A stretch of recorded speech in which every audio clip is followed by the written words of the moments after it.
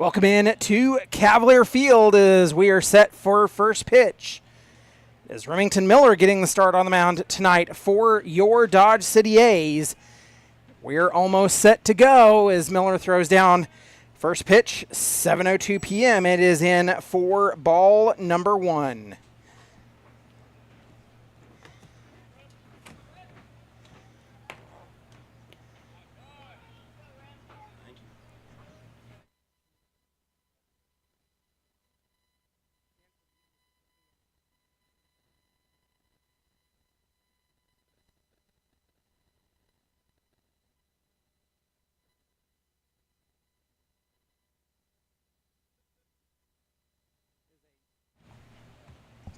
Two-one count to Caden Trujillo, who leads off for the Denver Cougars. We're underway in Game 3 of the series. The pitch is called strike and evens a count at 2.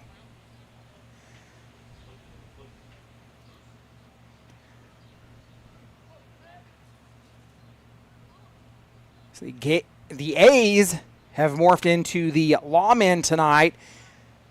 Pitch, fly ball, a basket catch out in right field for out number one.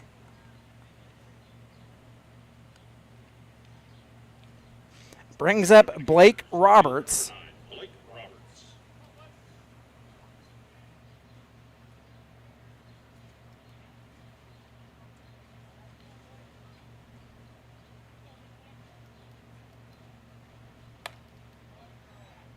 He'll take a pitch for ball one.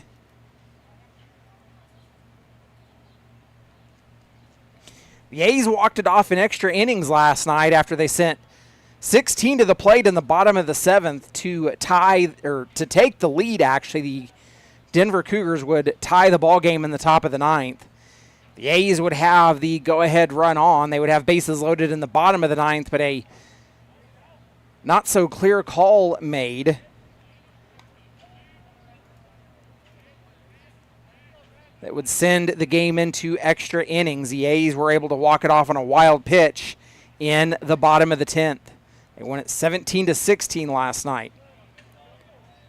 4-pitch walk to Roberts. That puts a runner on and brings in Rilwy Hall.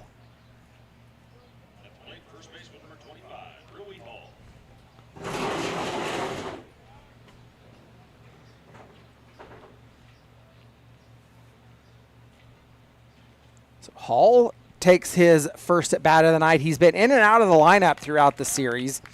He'll take the first pitch for strike number one. 1 out and 1 on for the Cougars. The Liberal BJs defeated the Colorado Rough Riders earlier this afternoon. So that pitch gets out into right field, and that'll put runners on the corners.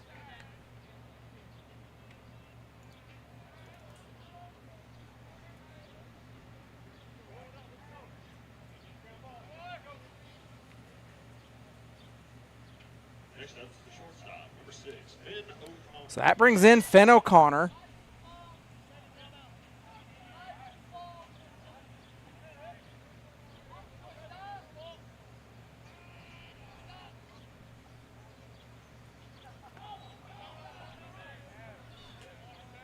Miller will miss outside and low. It's ball one.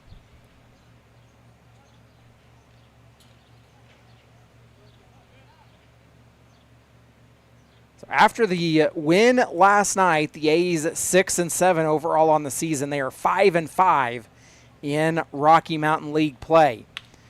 Pitch is grounded to the shortstop, Gregory Jr. They go to second for one. The throw to first is offline, so they'll trade the fielder's choice for a run.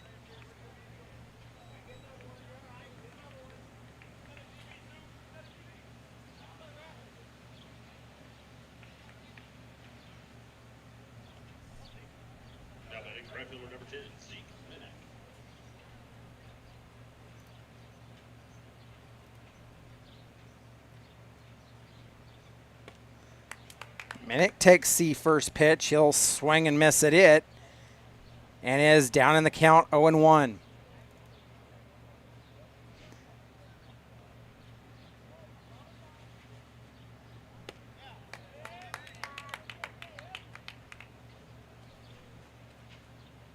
Now down in the count, 0-2 is Minnick.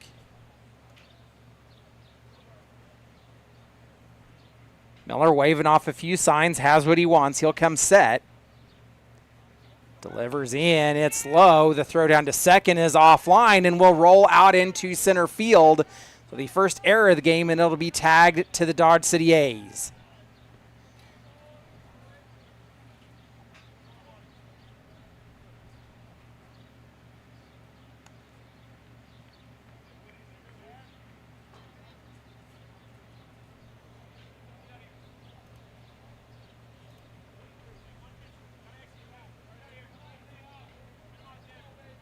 One ball and two strikes account to Minnick. He's hit 4 home runs in the series so far. He pops that one up the elevator chute. Giving chase out of center field is Radcliffe, and he'll pull it down. He's got it for the final out of the inning. We're headed to the bottom of the first. You've been listening to Dodge City A's Baseball.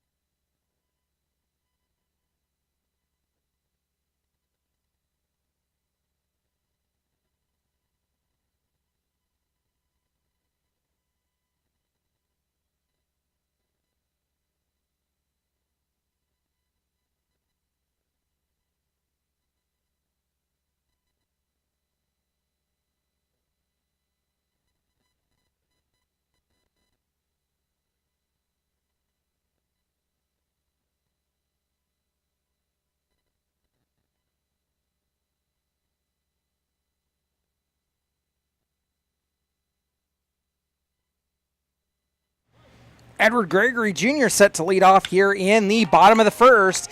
He takes the first pitch he sees, and it is out and over the left field wall. The first pitch of the ball game driven out of the park. The A's have tied it up 1-1.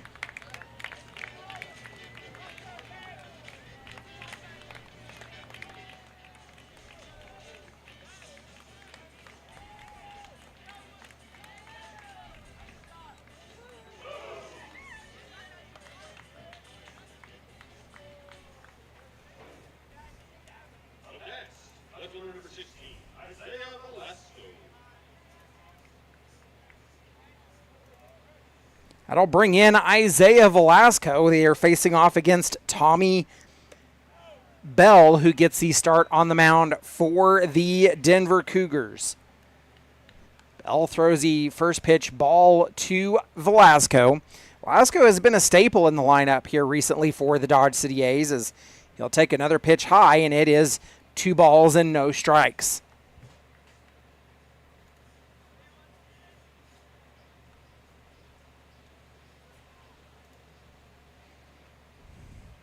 The 2-0 pitch misses inside. It's 3-0 to Velasco.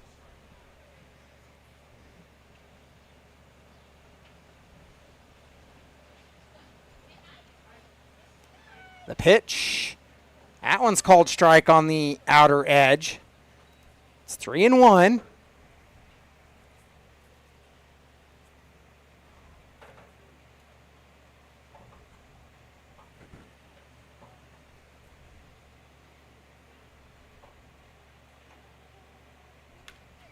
Velasco pops that one. It's going to go foul and out of play to our left. And the count will run full.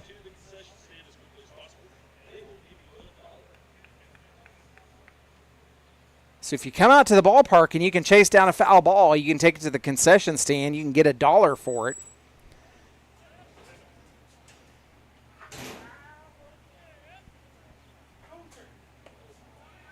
Zaya comes up empty on the offering. He'll go down on strikes, the first out of the inning.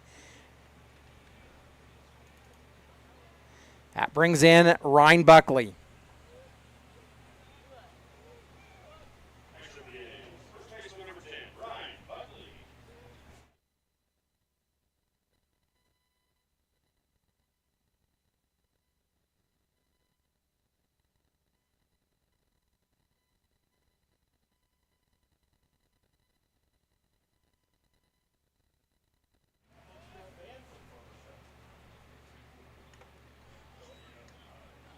One and one the count after Buckley fouls off that last one.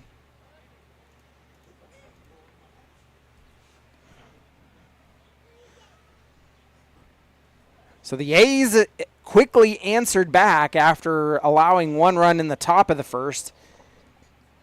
Edward Gregory Jr. led off the inning on the first pitch that he saw, the first pitch from Bell, and left the ballpark with it. A bloop fly ball out into right field that the wind carried, and it is pulled down for out number 2.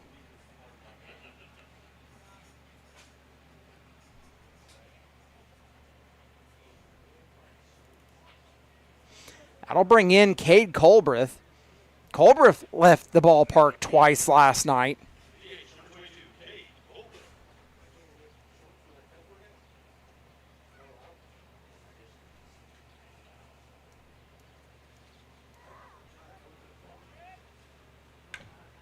He'll take a fly ball. It's headed to left field. It's going, gone. Kiss it goodbye. And for the second time in the inning, the A's have left the ballpark. 2 solo shots, and the A's lead it 2-0, or 2-1.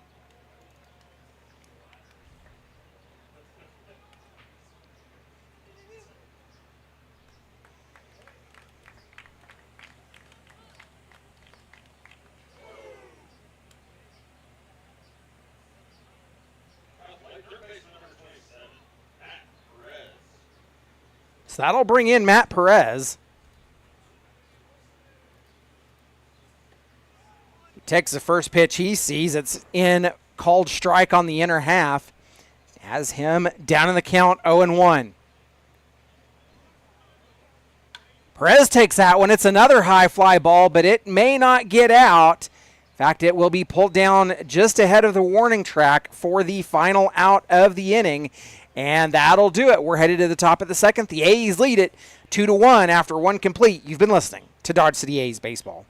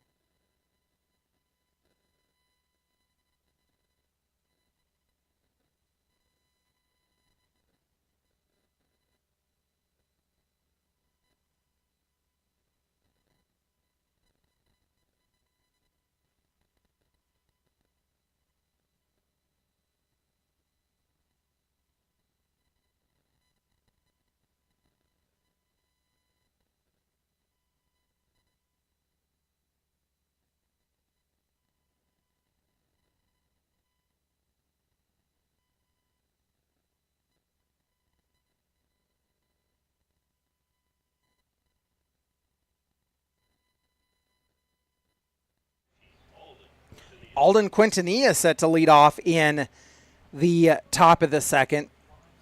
It'll be Quintanilla, Jackson, and Laird due up in this inning for the Cougars. A trail at 2-1. The first pitch from Miller misses high and outside for ball one.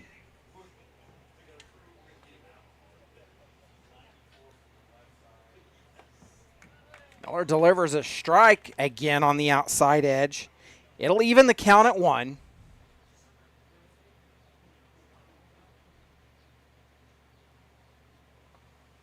Miller bounces one ahead of home plate. It's 2 balls and 1 strike.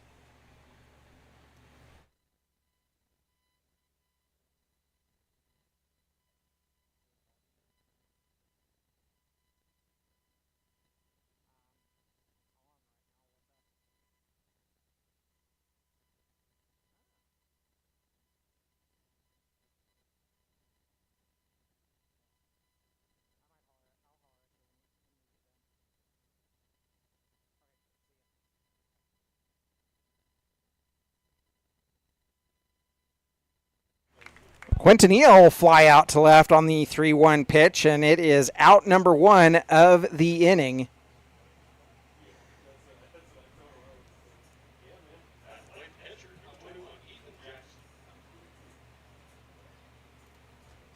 That'll bring in Ethan Jackson.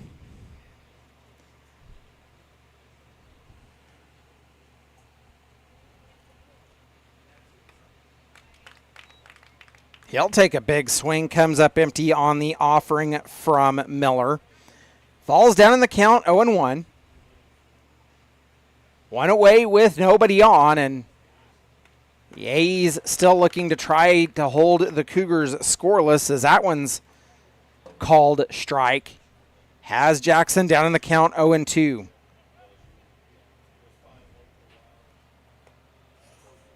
Miller misses a little bit low. At 1 ball and 2 strikes.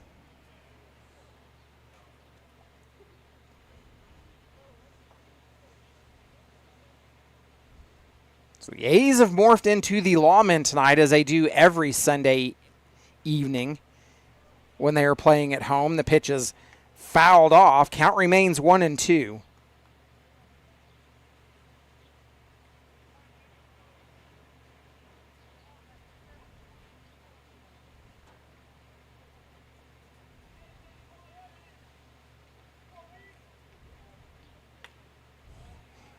Yanks one outside. It evens a count at 2.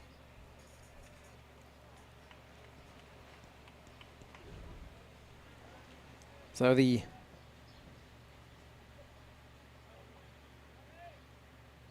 BJs beat the Rough Riders earlier this evening, or this afternoon, I should say. They beat them 22-12. Jackson will go down swinging for out number 2. That brings in Ian Laird.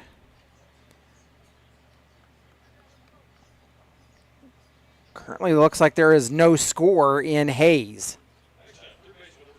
A's lead this one 2-1. First pitch to Laird. It will miss high for ball 1.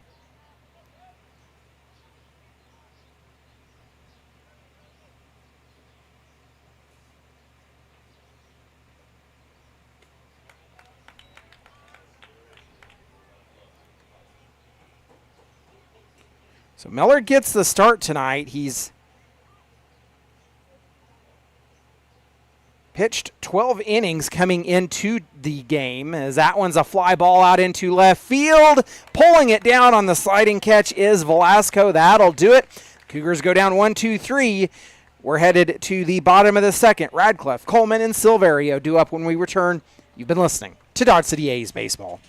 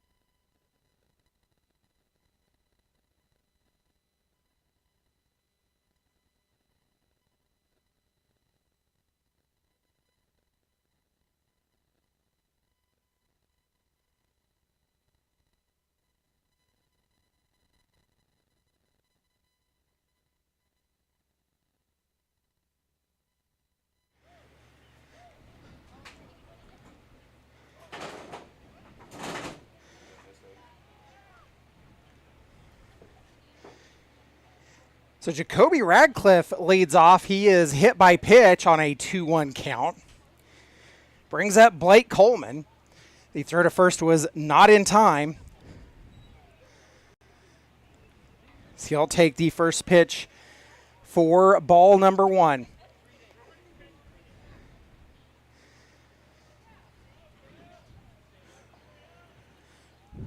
One-0 delivery coming from Bell is fouled off. Radcliffe will have to go back to first.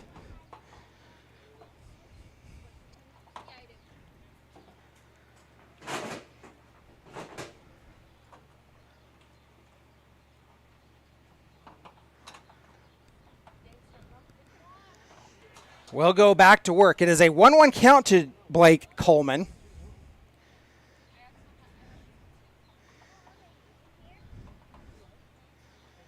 A's with runner on. Radcliffe goes, and the throw to second is not in time. And the A's have their first stolen base of the ball game. It was ball 2.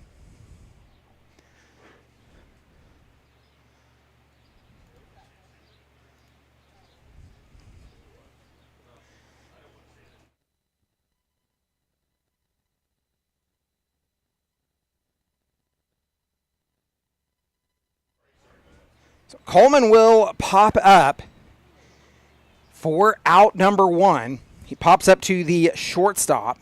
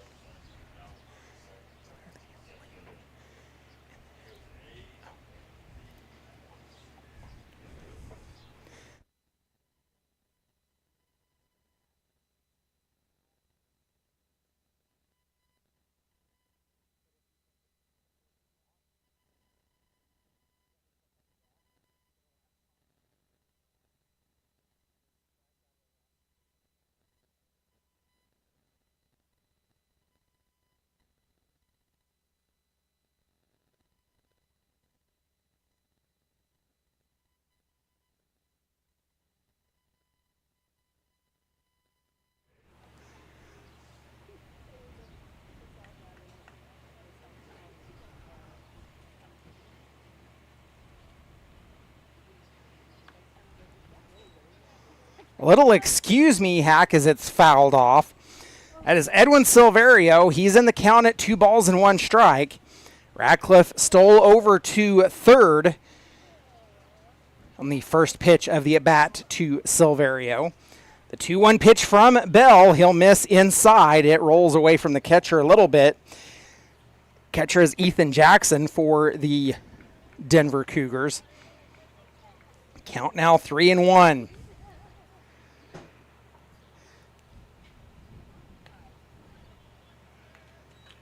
Silverio will draw the walk, and that brings in Kevin Hammond as the A's are completing their first trip through the batting order.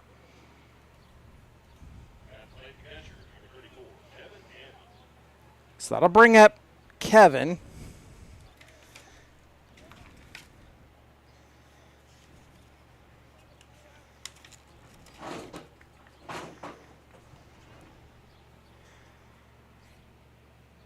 Bell has thrown 26 pitches so far. Hammond will foul off the first one he sees. The A's with runners on the corners. One away here in the bottom of the second. They lead it 2-1.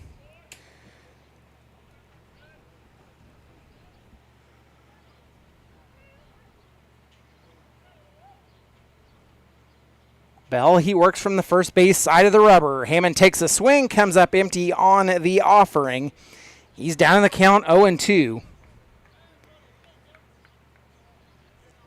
This is the earliest lead that the A's have had over the Denver Cougars over the 2 games that have been previously played in the series.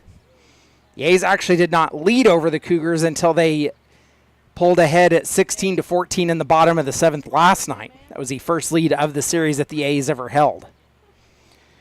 Throw over to first was not in time.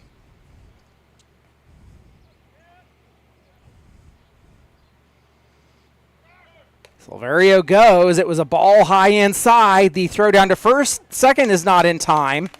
And the A's get the run as the Denver Cougars opted to try to get the advancing runner at second and failed to do so.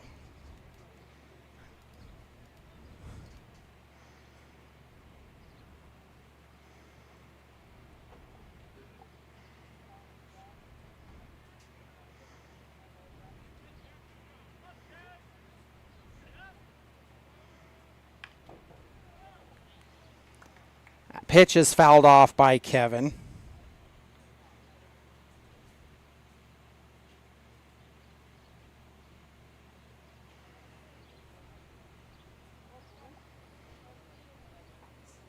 Count remains 1-2. The A's lead it 3-1 after Radcliffe scores, and Hammond drives one just past the outstretched arms of the first baseman. He's rounding going to second, and he'll be in safely with a double. The A's lead it 4-1.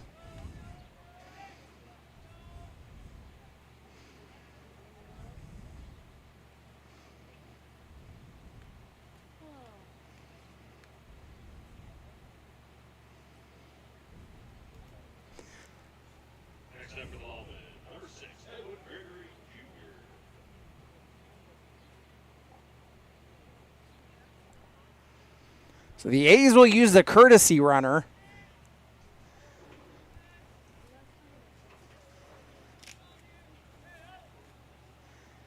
Edward Gregory Jr. at the plate, the courtesy runner for the A's.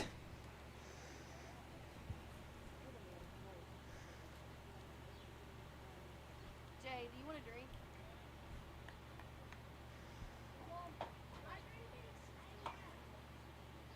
Kane Carlos doing the courtesy runner as Gregory will foul off that one. The count evens itself at 1 apiece.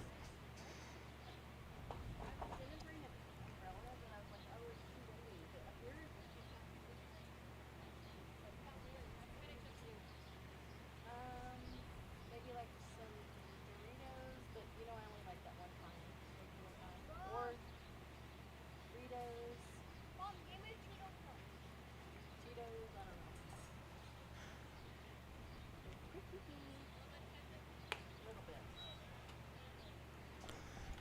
Count now 2-1 as the A's have turned the lineup over to Edward Gregory Jr. He hit the home run.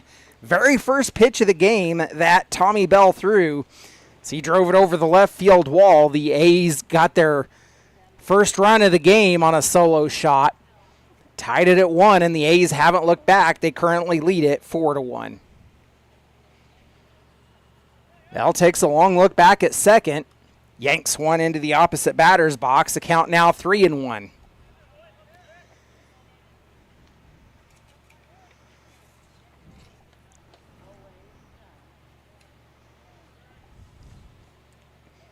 Edward Gregory, the junior, he was a junior at Southern University from Detroit, Michigan.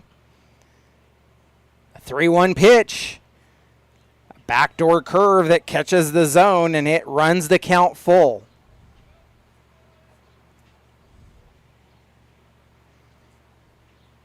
A payoff pitch coming from Bell. He takes a long look in, has what he wants.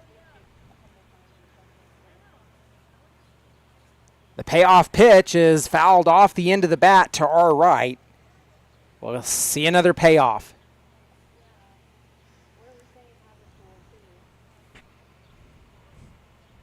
Another day of strong southerly winds here at the ballpark at Cavalier Field.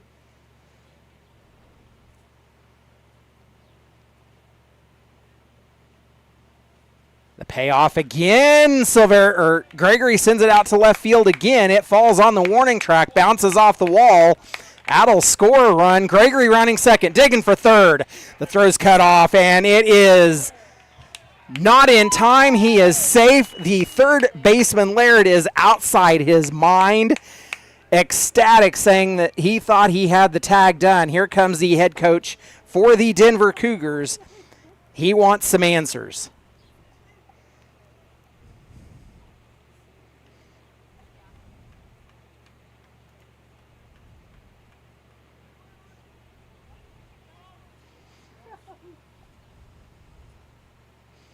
Well, instead, he's going to take this opportunity to talk to his infield. The A's have scored 4 in the inning. I know.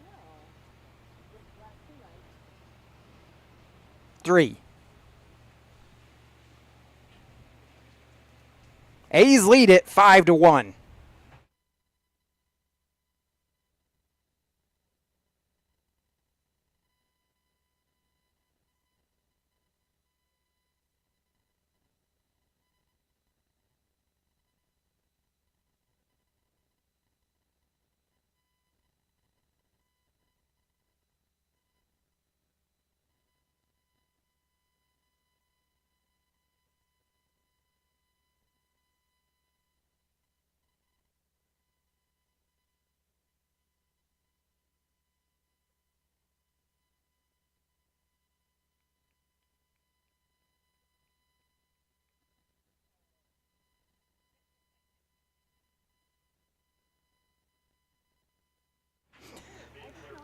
Isaiah Velasco takes the first pitch he sees. It's a sacrifice fly out into right field. It will score the run, and the A's lead it 6-1.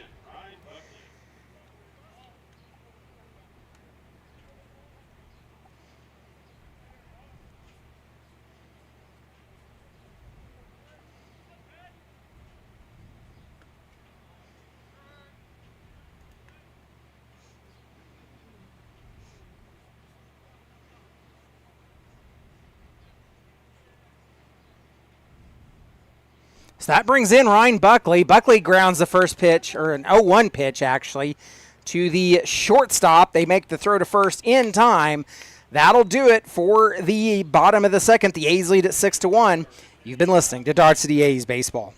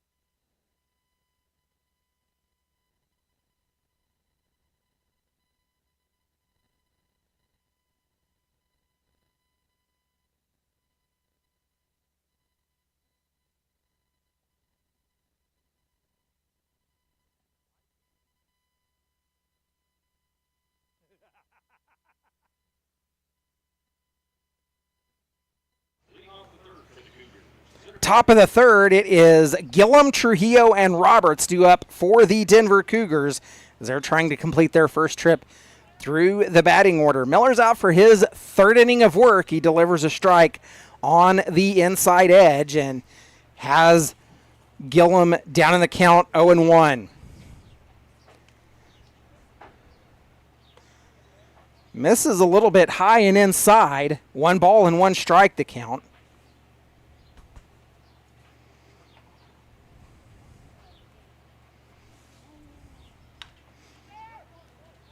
Played off the hop at Silverio. The throw to first in time. Out number 1 of the inning. 1 away for the Cougars.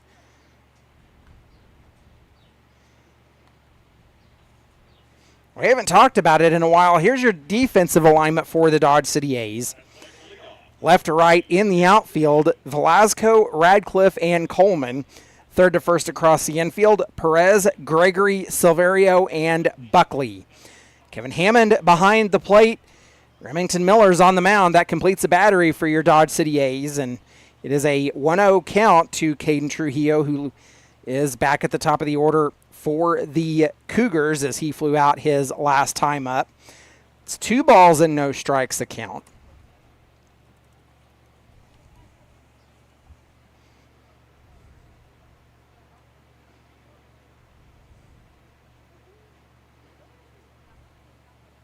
Two-0 pitch. Remy fires in, misses a little bit outside. It's 3-0.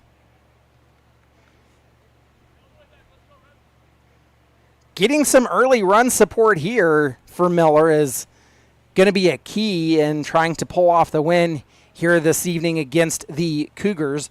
The A's currently split in the series 1-1. The pitch misses outside. It's ball 4. That'll put a runner on with 1 away. That'll bring in Blake Roberts. Roberts walked on his last time up.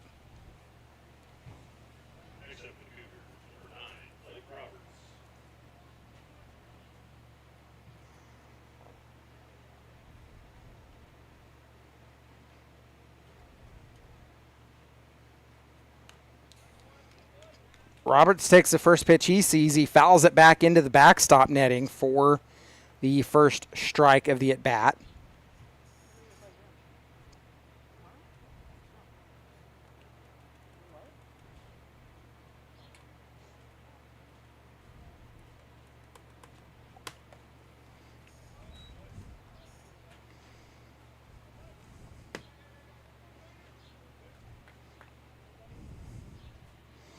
One and one the count.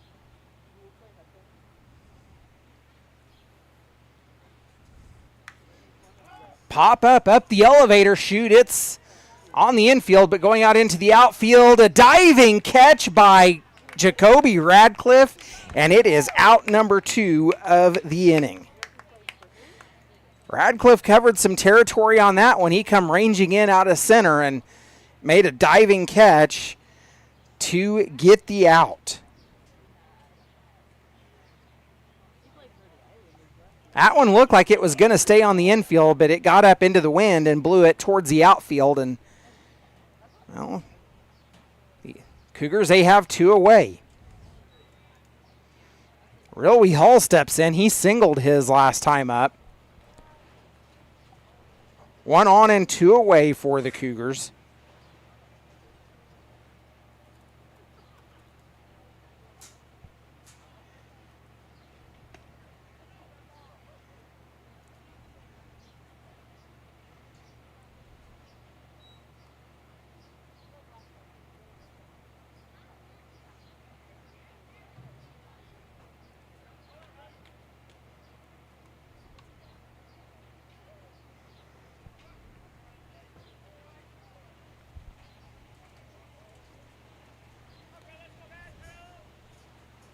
Two-two pitch. Miller misses inside, gets Hall to scramble a little bit. It's hit 3-1.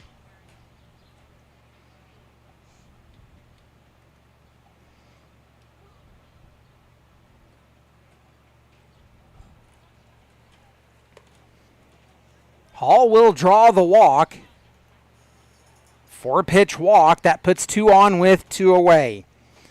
Brings up Finn O'Connor. He was a hard out for the A's. O'Connor, kind of a thorn in the A's side throughout the entire series. You can see some of the A's players, or should I say lawmen, here tonight, making the rounds, doing the 50-50 raffle here at Cavalier Field.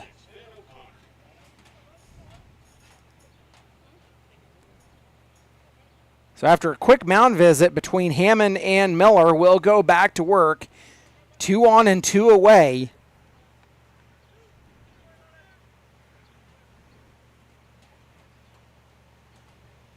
First pitch misses inside to O'Connor.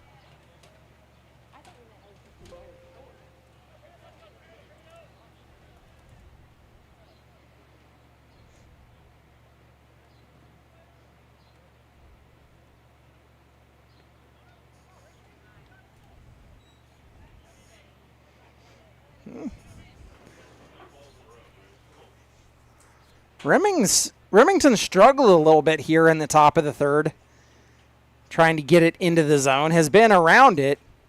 That one hits O'Connor, and that'll load the bases.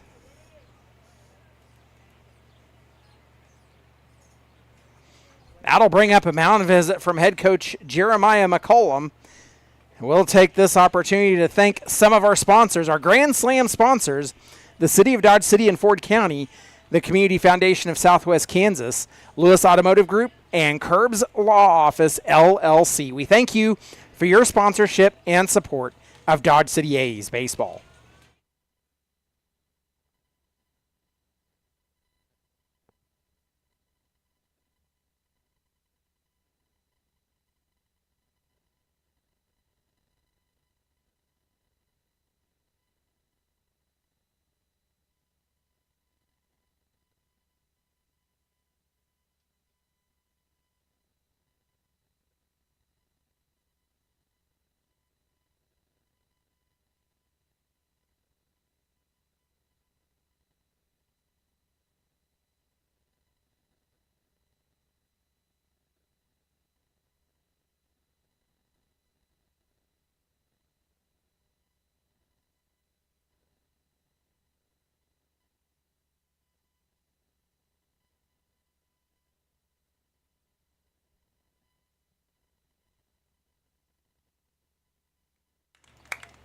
Remy bounces one ahead of the plate for ball number one, but a half-hearted swing evens the count at one. Zeke Minnick at the plate for the Denver Cougars. And it's a high fly ball. It's sent out to center field, and it's gone. A grand slam, and the Cougars have drawn within one as they scored 4 on the grand slam, and that makes it 6-5.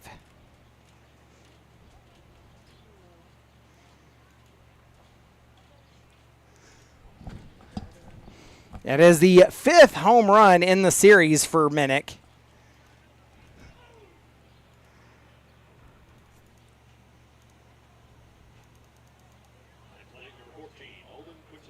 So that'll bring in Alden Quintanilla. He flew out his last time up.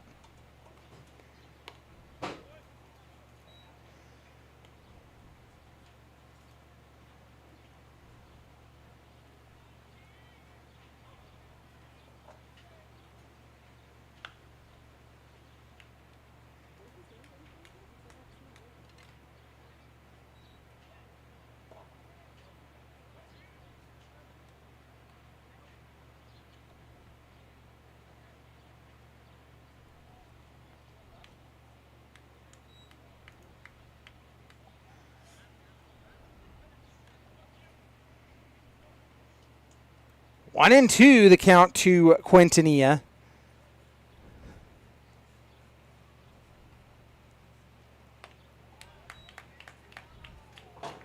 Miller thought it was strike three, but it was ball 2. And it is deuces wild across the top of the scoreboard. Quintanilla swings at a high ball 3, and that'll do it as he'll come up empty and go down on strikes. We're headed to the bottom of the third. 6-5 A's. You've been listening to Dodge City A's baseball.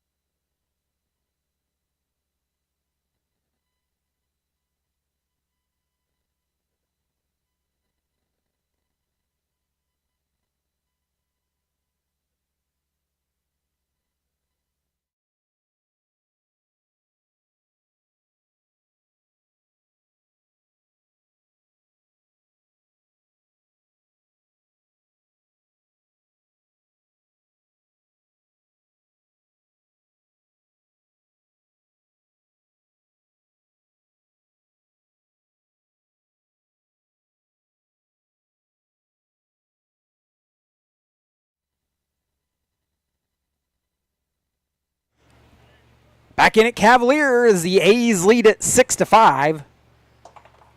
Colbreth leading off. He'll take a backdoor curve high for ball number 1.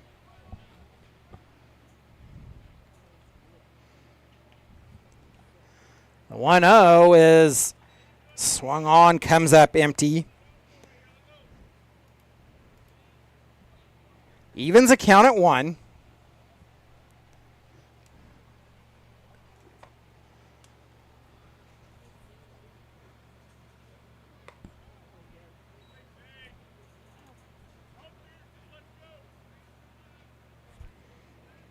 Tommy Bell out for his now 3rd inning of work as he misses.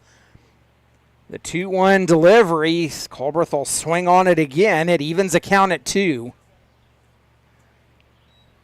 There is work down in the Denver bullpen.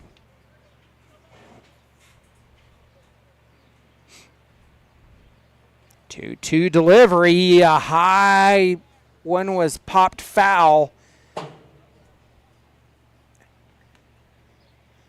They'll send the kids chasing.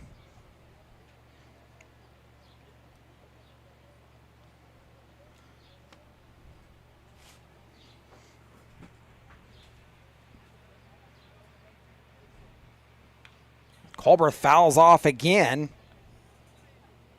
7th pitch of the at-bat coming to K. The 2-2 is the count.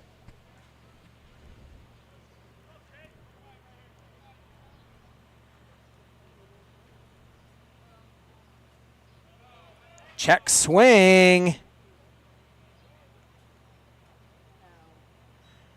They say no, he did not go. So the count runs full after they appealed down to the first base umpire. So we'll see the payoff pitch.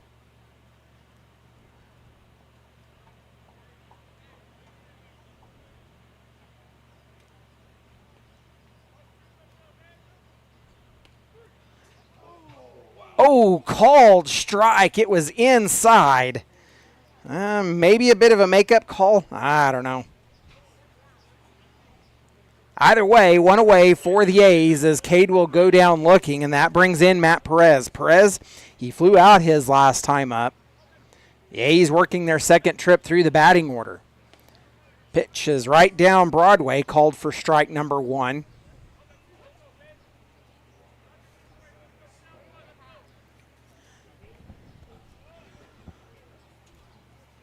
Down on the count 0-2 now is Perez.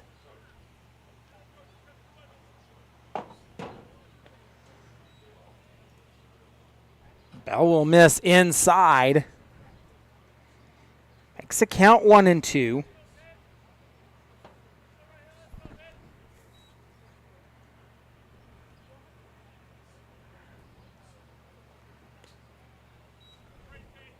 Bell yanks one into the opposite batter's box. It evens a count at 2 apiece.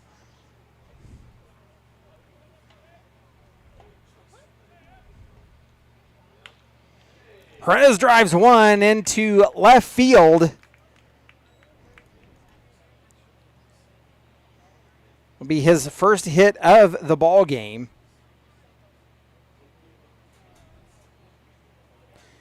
That'll bring in Jacoby Radcliffe.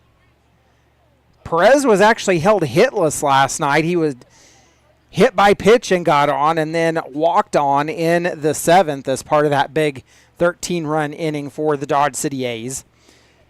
So that's the first hit in the last 2 games for Perez, and Radcliffe will take a swing, comes up empty at the first pitch he sees. He was hit by pitch his last time up. The A's in the middle of the batting order now.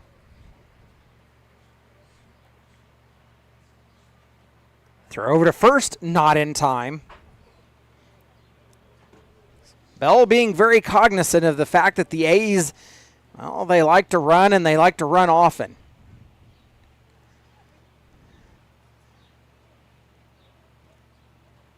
Pitch misses outside.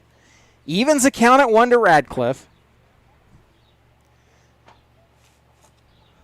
Looking for win number 2 in the series as the A's dropped the game the first night on Friday night.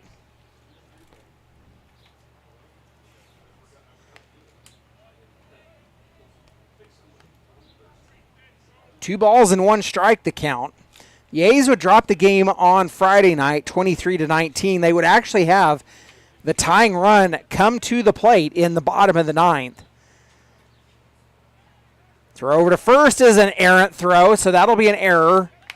As Perez rounds second, he's going to third. The throw to third is not in time.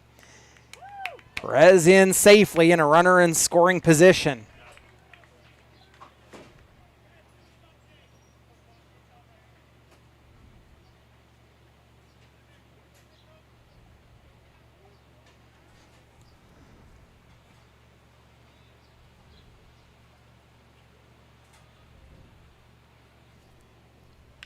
Two-one pitch up the first base line, but goes foul just in front of the bag. Count evens at 2.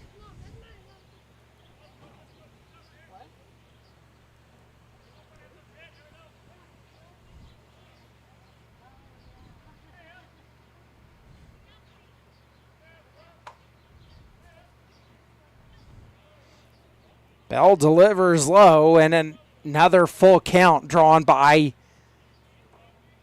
the lawmen here tonight. Payoff pitch coming. Bell has his sign, delivers. It's off the end of the bat. It's a high fly ball. Pulled down by the right fielder Minnick. The throw home was offline, and that scores a run. So it's an RBI sac fly for Radcliffe. The A's lead at 7-5.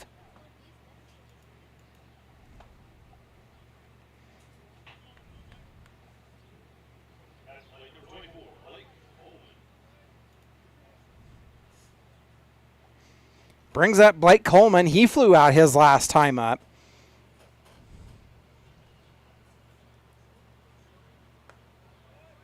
Takes the first pitch. It's called strike on the inside edge. Has Coleman down in the count 0-1. Coleman will drive one out into left field. Played off the double hop does Roberts, and that puts a runner on first for the A's.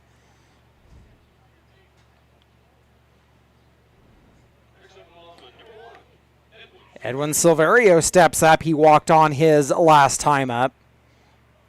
Lawmen lead at 7-5. 7 runs on 6 hits and 1 error. 5 runs on 2 hits and an error for the Cougars.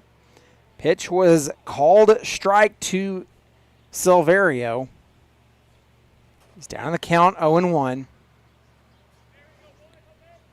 2 away for the Lawmen with 1 on. The pitch is down low, and that'll move Coleman over to second.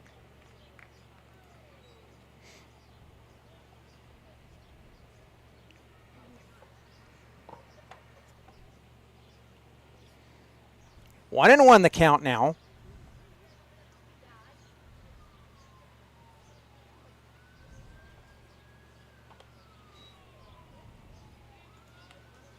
Bell misses inside, makes it 2-1.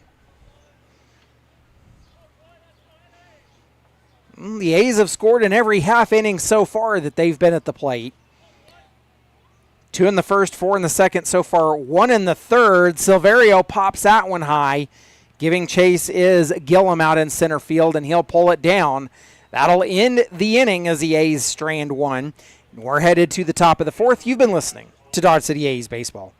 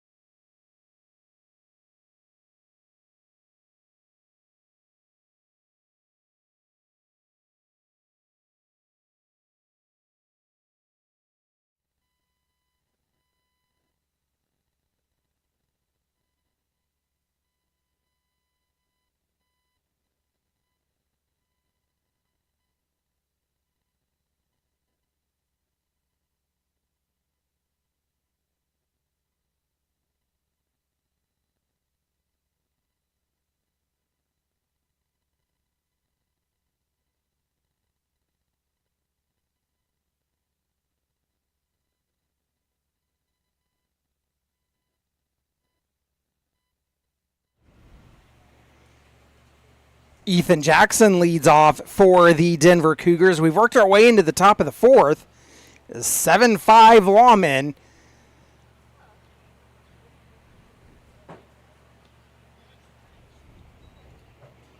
And a 3-0 count to Jackson. He went down swinging the last time he was up.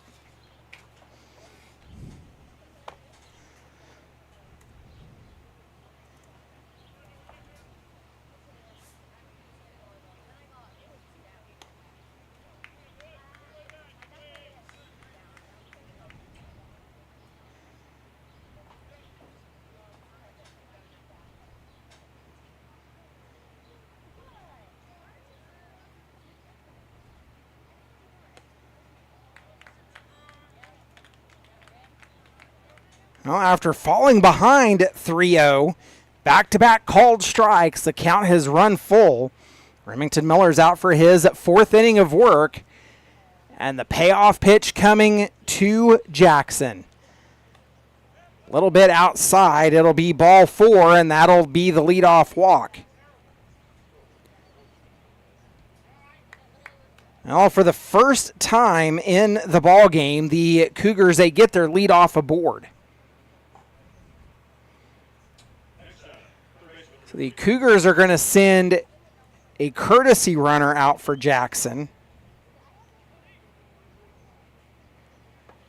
It looks like Christian Lopez. Miller misses high on the first pitch to Laird, who flew out his last time up.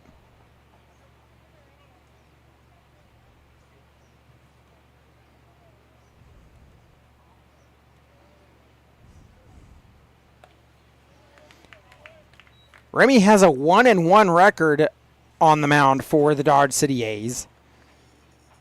Count even at 1 apiece to Laird.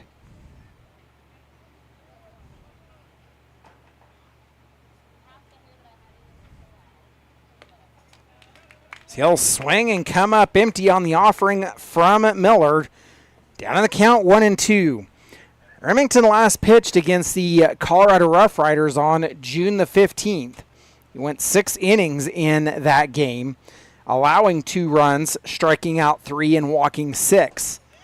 Pitch is popped high. It's going to the right, and it will be pulled down in foul territory by Buckley for out number 1.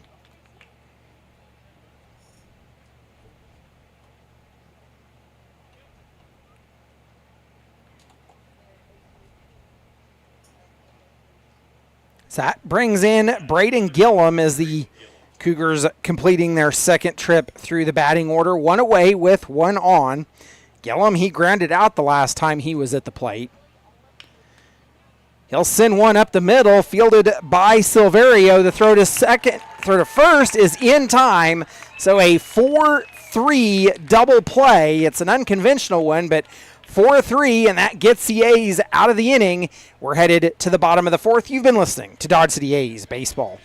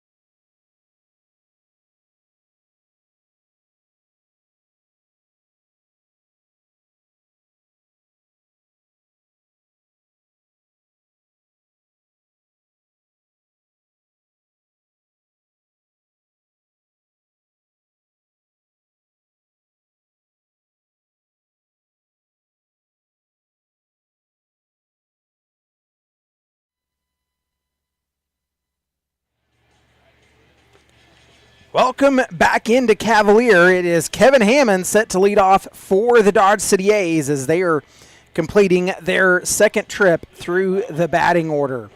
Hammond, he doubled his last time up, and he's set to face off against Tommy Bell, who's out for his fourth inning of work. Bell, he's thrown 66 pitches so far in the ball game. 39 have been in for strikes. The first pitch that Hammond sees, it's a curve left high for ball number one.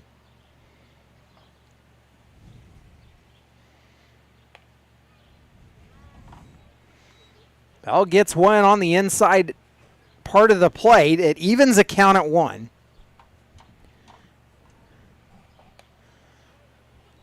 Again attacking the outer part of the plate. Down in the count 1-2 is Kevin Hammond.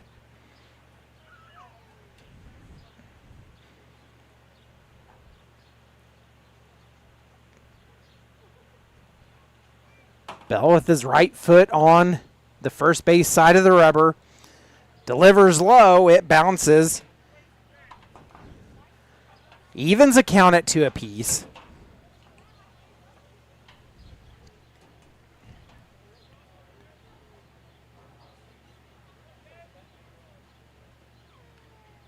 Hammond will foul that one off, gets a piece of the catcher along with it.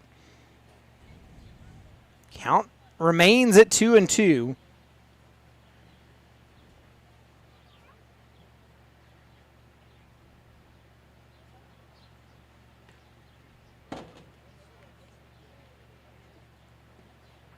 Two nothing Larks over the Game Day Angels. That game currently in the bottom of the fourth in Hayes, America. 2-2 pitch here to Hammond. Driven back up the middle. It's almost cut off by the shortstop.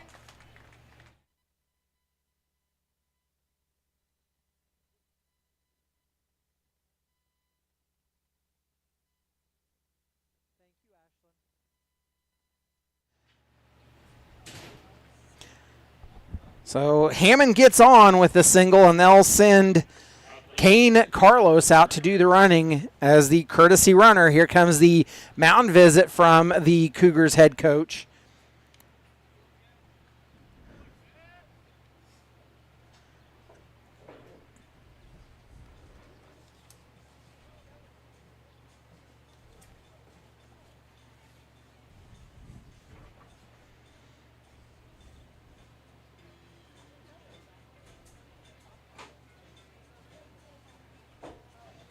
So that'll do it for Bell, and the Cougars make the call to the bullpen. We'll tell you about it when we come back. You've been listening to Dodge City A's Baseball.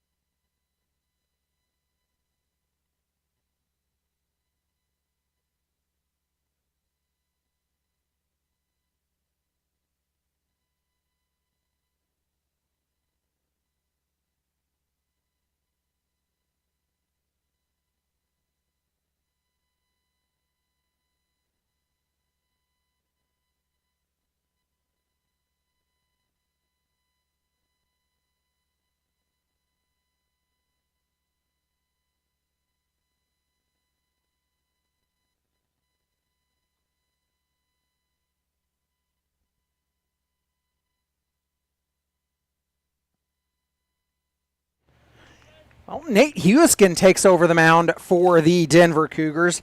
He threw 2 innings last night against the Dodge City A's. Set to face off against Is this really new toys? I found it in the car. It's long. I tried to put it on my head. Edward Gregory Jr. We're back at the top of the order. Not really, but I'm gonna put this somewhere. It is a 2-0 count to Edward.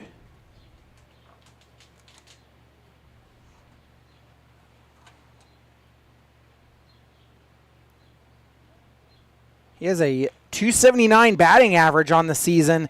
Called strike, not agreeing with it. It's 2 balls and 1 strike.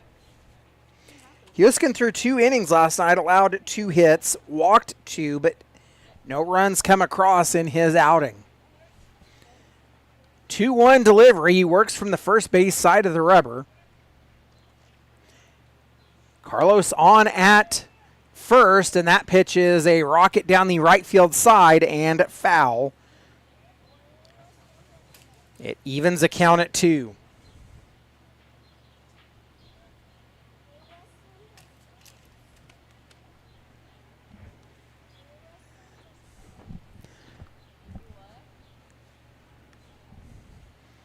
Two-two delivery, yanked outside, and a snap throw down to first, not in time. Count has run full. So Huiskin works a payoff or a full count against the first batter that he sees. The A's are starting their 3rd trip through the batting order. Delivers, it's yanked outside. The throw down to second.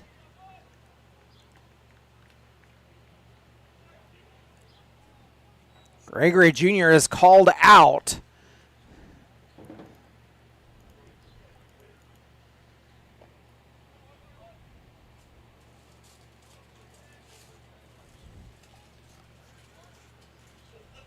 So that'll bring in Isaiah Velasco. 1 on, 1 away for the A's. Velasco hit into a sac fly his last time up.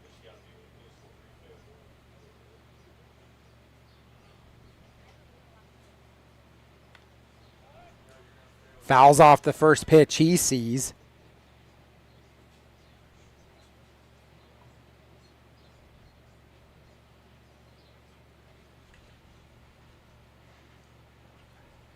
So he is batting .267 on the season.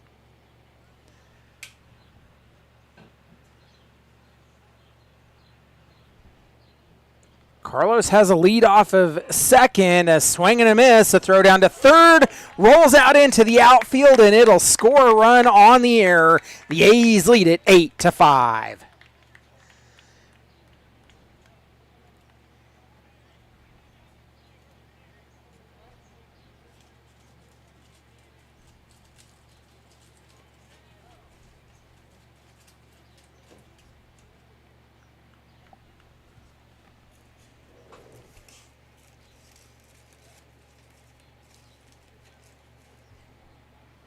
Was the second error of the ball game for the Cougars, and a line drive at the shortstop for out number 2 for Velasco.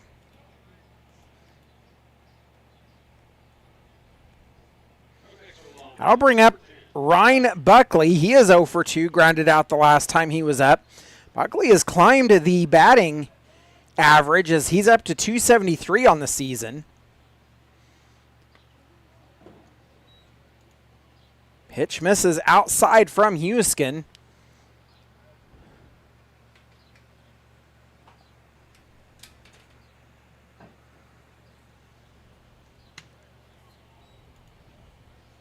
Two balls and no strikes to count.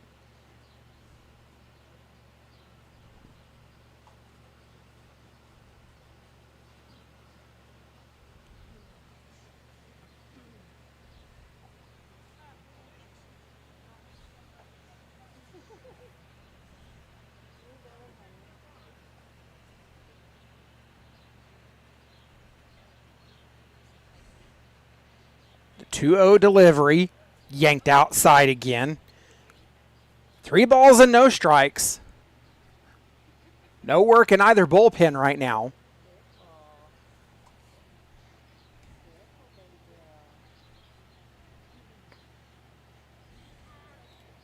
Called strike right on the inside edge.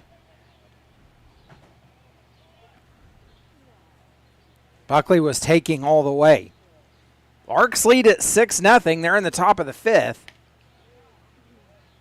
Buckley will come up empty on the swing. And it runs the count full. Currently 89, feels like 93. Winds blowing out of the south.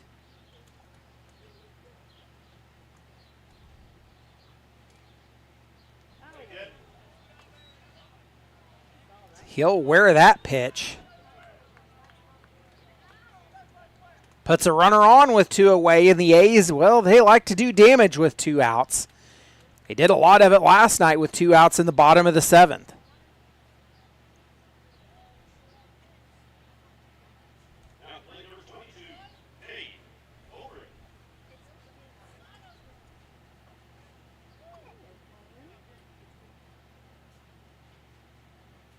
That'll bring up Cade Colbreth. He is 1 for 2. Got caught looking the last time he was at the plate. Takes a pitch outside for ball 1. Colbreth is batting .241 on the season for the A's.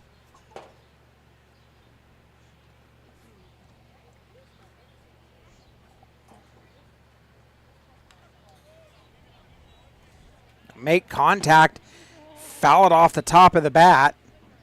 Evens the count at 1.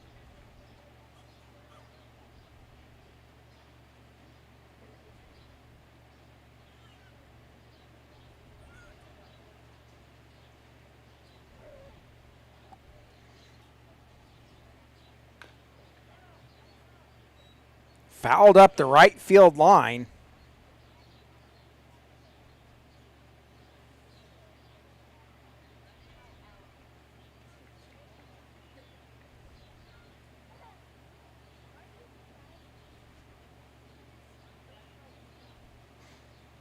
Winds are out of the south, around that 30, 35 mile an hour mark. 1-2 the count. Off the end of the bat, it goes out into right field, played off the hop, and that puts runners at first and second. The A's with 2 on and 2 away.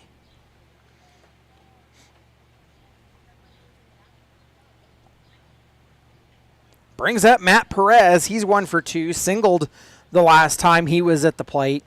After he had been held scoreless in the last game. Perez has a hit already here tonight.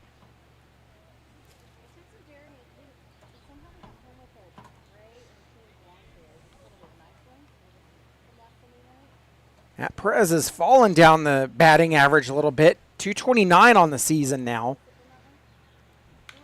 Off the end of the bat again, it's going down the right field line and will go foul. It falls out of play.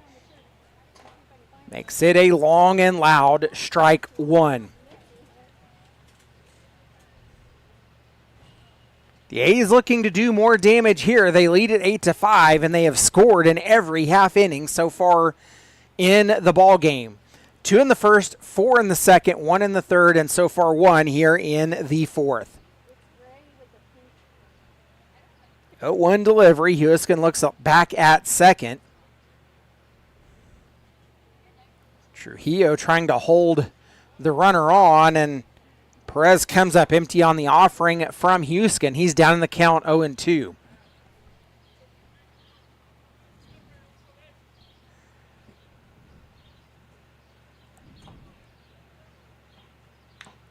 Off the end of the bat, out into left field. It drops. It will roll all the way to the wall, getting the wave home, and that will score a run. Here comes the second run. It's cut off, and the A's score 2. They lead it 10-5.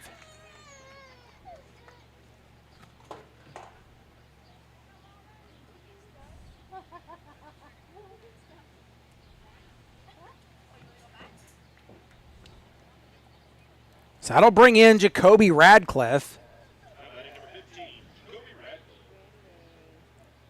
Radcliffe, he's batting .250 on the season for the A's.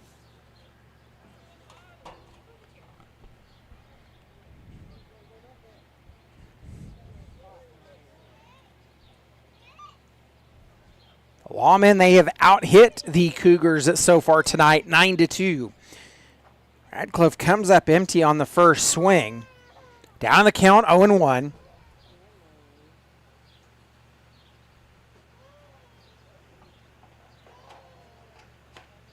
Called strike on the outer half of the plate. Radcliffe is down in the count, 0-2.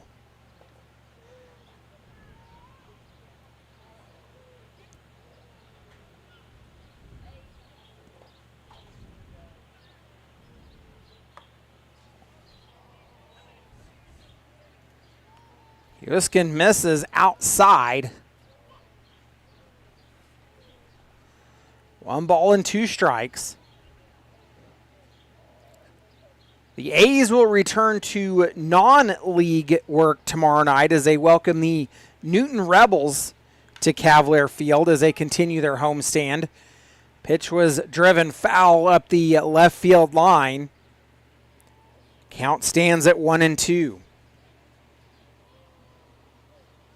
So the A's will have a series of non-league games as they welcome Newton on Monday. They will have Great Bend here on Tuesday night.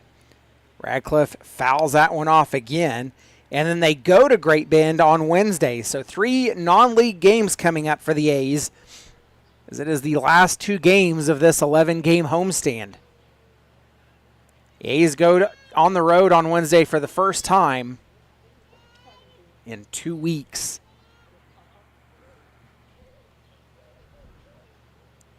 One-two delivery again, and Radcliffe will come up empty. I actually say he foul-tipped it.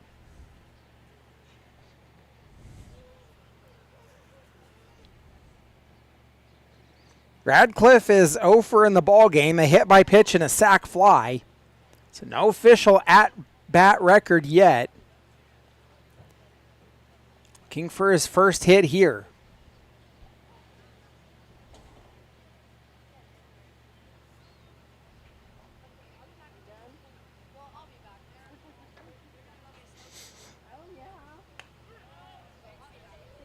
Called strike 3, and that'll end it.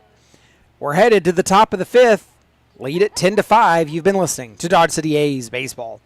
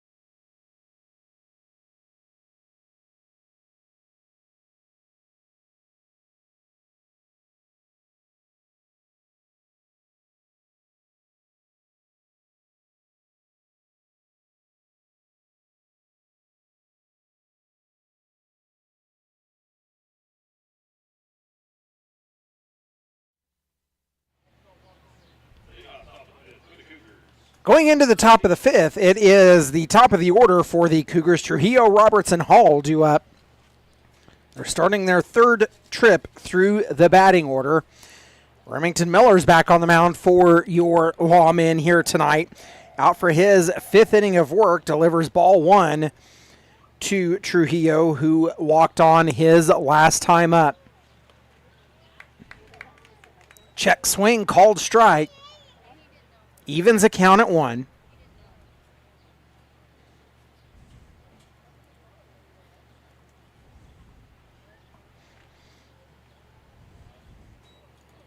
Remy will bounce one ahead of home plate.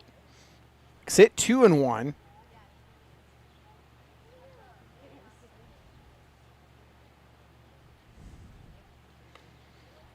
Yanks one outside there. It's 3 balls and 1 strike, the count to Trujillo.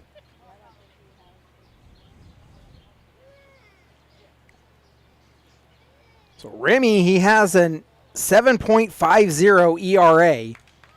The pitch is called strike. Runs the count full. Making his 4th start of the season for the A's. He went 6 innings against the Colorado Rough Riders on June the 15th. Allowed just 2 runs. He's allowed 12 runs overall. 10 of them have been earned. The pitch misses high, and that puts the leadoff runner aboard for the Cougars here in the top of the 5th. Brings up Blake Roberts. He is 0 for 1. Flew out the last time he was at the plate.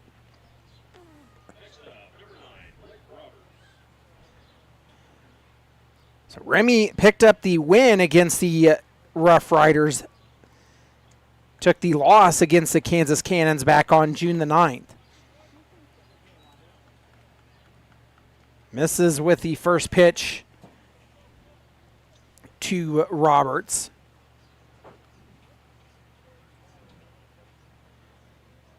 Remy's at 74 pitches so far in the ball game. Gets Roberts to swing and come up empty at the offering. It evens a count at 1.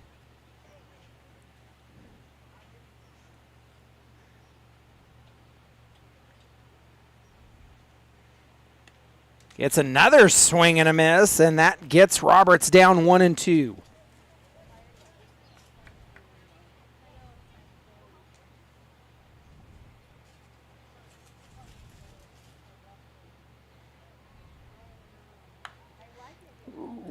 Roberts makes contact, sends it out to left field. It's fair, and it'll drop in for a single.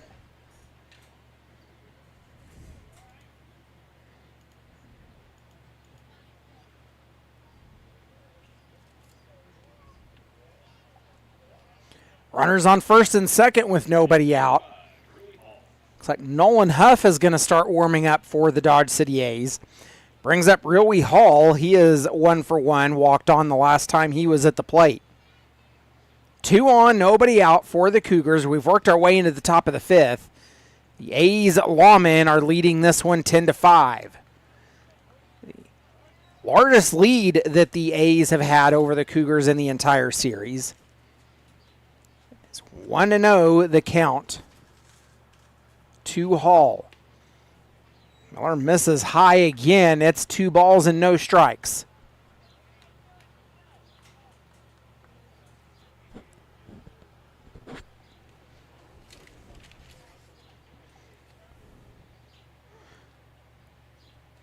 Hall would come in the 10th last night. He would hit a single. That was the only action he would see. Grounded past the first baseman. That'll score. Well, here comes a run. The throw is cut off. So it does score a run. It's an RBI single for Hall.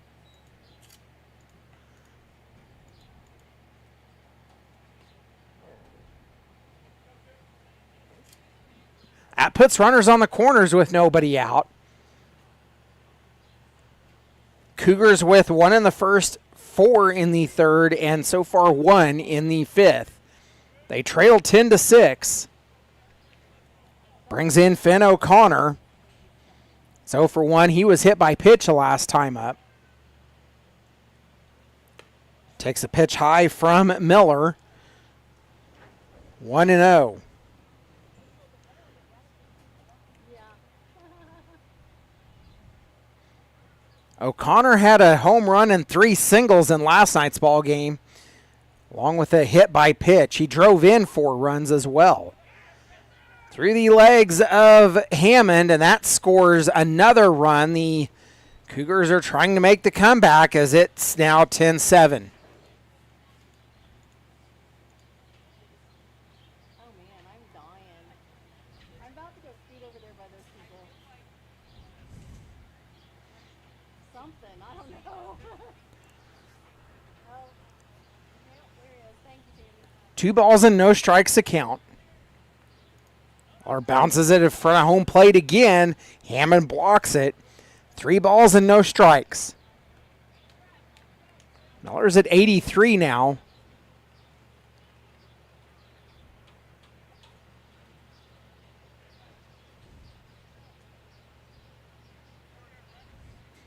Has struggled the last couple of innings keeping it in the zone. Called strike. Connor was taking all the way on that one.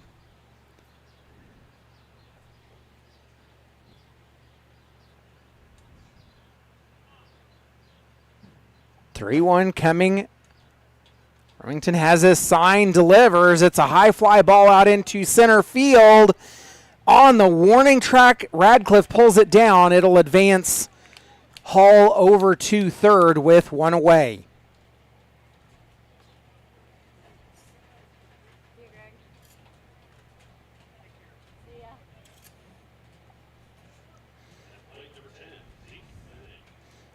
Brings in Zeke Minnick, the guy that has been a thorn in the A's side for this entire series. He hit 2 home runs last night and walked on once. He's also struck out. Minnick is 1 for 2. He hit a home run in his last at bat. 5 home runs in the series so far for Minnick. One of those was an inside the Parker that bounced off the center field wall right at the 404 mark. So after that quick mound visit, we'll go to work. 2 runs in for the Cougars here in the 5th. 1 runner on at third, 1 out. First pitch, fouled off to the left. Has Minnick down 0-1.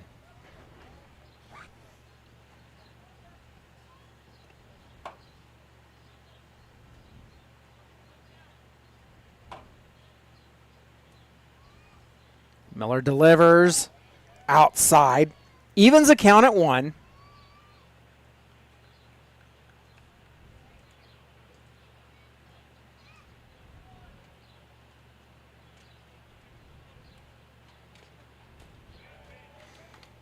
Gets Minnick to swing. Comes up empty on the offering.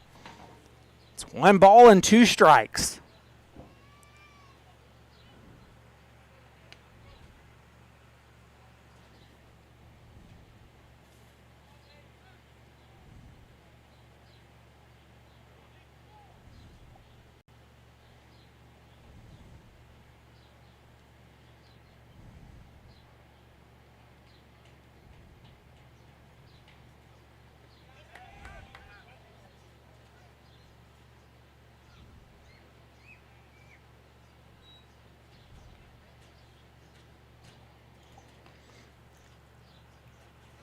Say it misses and says no on the appeal down to the field umpire, so it evens a count at 2.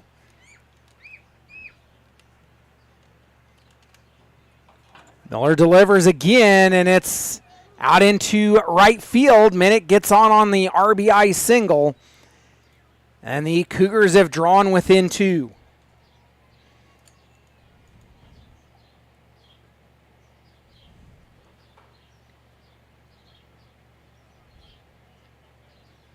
Here comes head coach Jeremiah McCollum. The A's are making the call to the bullpen. tell you about it when we come back. You've been listening to Dodge City A's Baseball.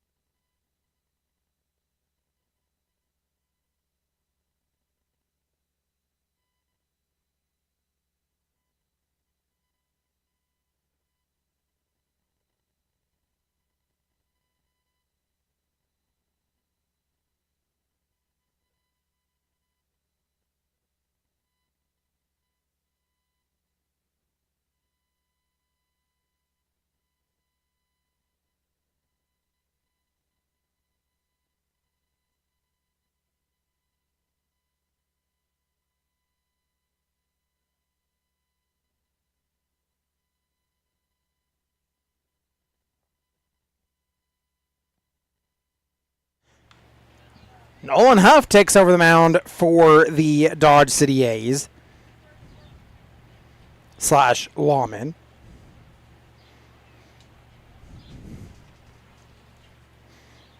Gets Quintanilla to foul off the first pitch he sees. Quintanilla struck out swinging the last time he was up. Takes a pitch outside, and it evens a count at 1. Quintanilla is the beer batter here tonight, so if he strikes out, $1 off beers at the ballpark.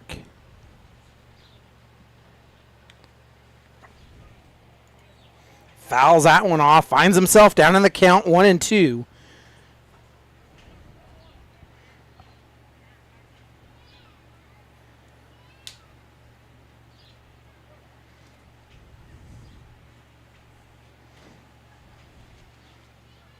One, two from Huff as he'll fire in. It's off the end of the bat and foul. Please return all foul balls quickly to the concession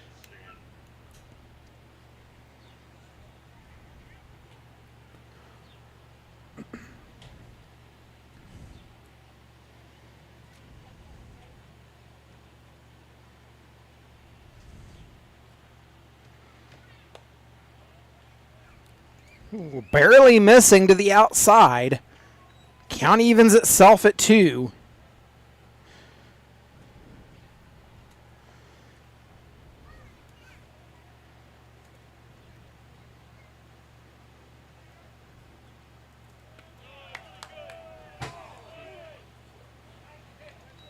The count runs full.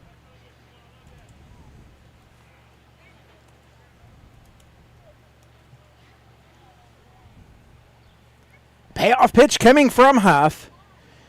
1 on, 1 away for the Cougars. They've scored 3. It's a pop-up. It's staying on the infield and fielded by Gregory Jr. for out number 2.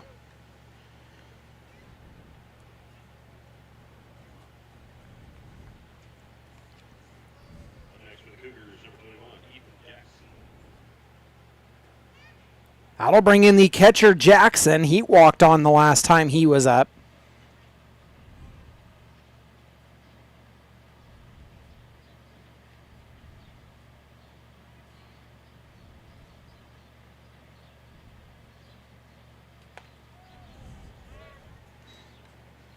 He takes a pitch for a strike. It's called strike on the inner half of the plate.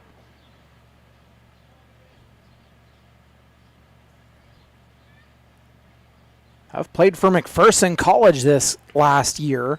That pitch is called strike. Down in the count, 0-2.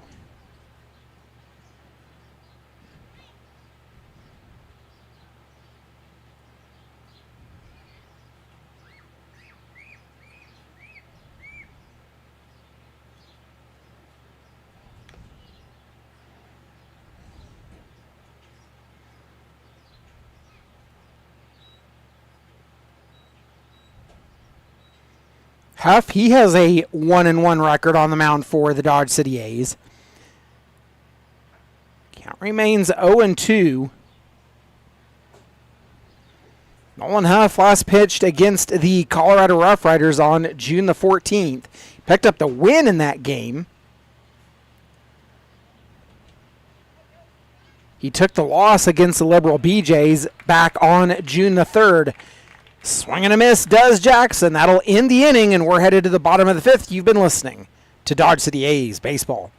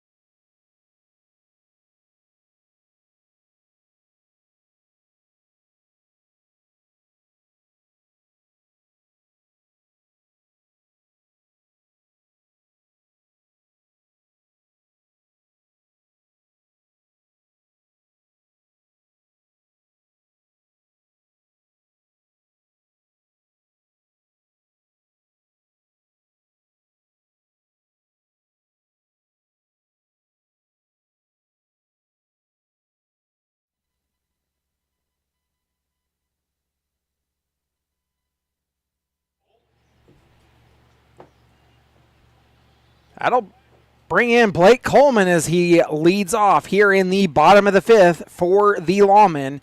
So it's Coleman, Silverio, and Hammond due up in the inning. He takes a strike from Hewiskin. Down the count, 0-1.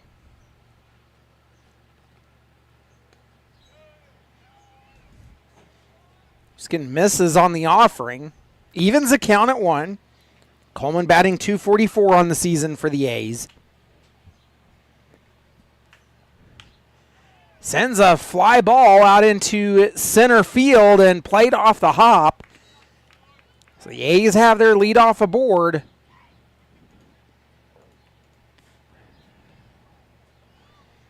for Edwin Silverio. He's 0 for 1. He flew out his last time up. Silverio batting an even .250.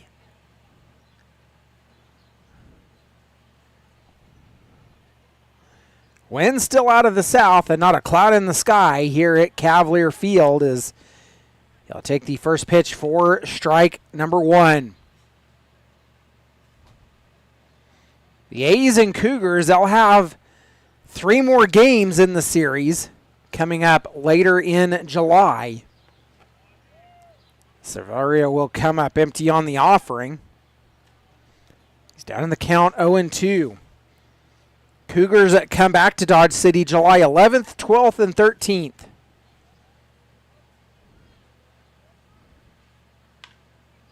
Silverio grounds one, cut off by the shortstop. They throw to second, don't get the out. So the fielder's choice, and the A's have 2 runners on.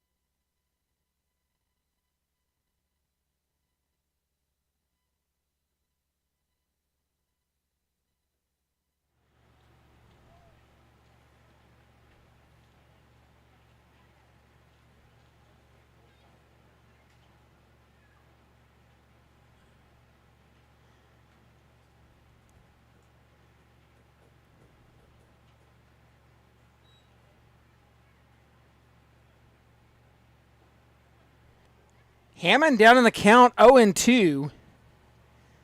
On the fielder's choice E6, the ball bounces ahead of the plate, and that will put runners over on second and third.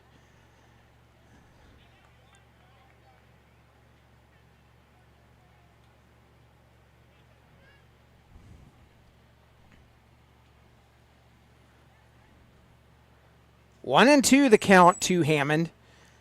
2 runners on, nobody out for the Lawmen. We've worked our way into the bottom of the 5th inning.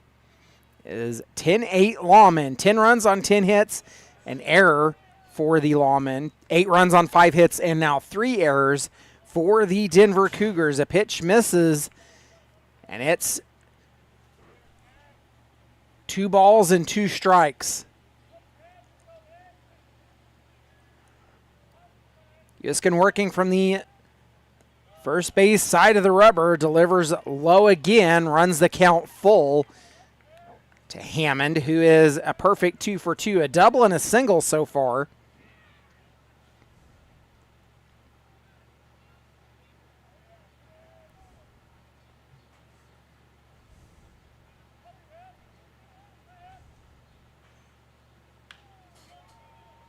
Sends one up the first base side. It's fielded by the first baseman for the out.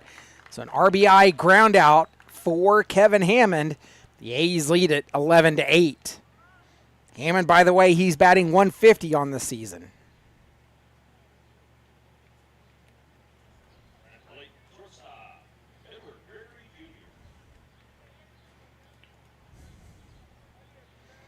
Returns us to the top of the order with Edward Gregory Jr. He's 2 for 3. Got caught swinging the last time he was at the plate. Takes a pitch strike.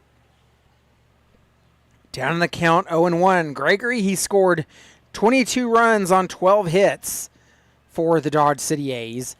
So that one's yanked well outside, and that'll score another run. The A's lead it 12-8.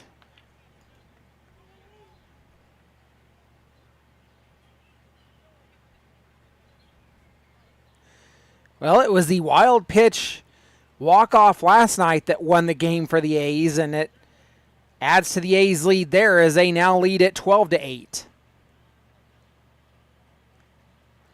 A's have scored in every half inning that they've been at the plate. Swung on, coming up empty is Gregory Jr.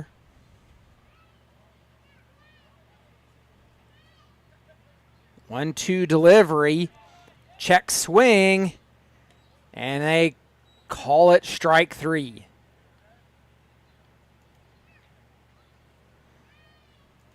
That'll bring up Isaiah Velasco. Velasco's 0 for 2. He line drive out to the shortstop O'Connor the last time he was at the plate. Velasco, 13 runs on 12 hits this season for the A's.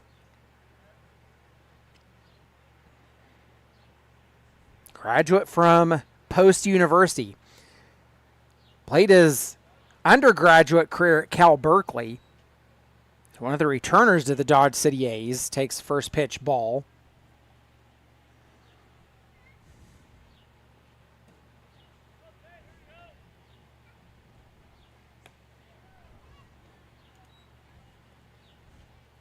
Two balls and no strikes to count.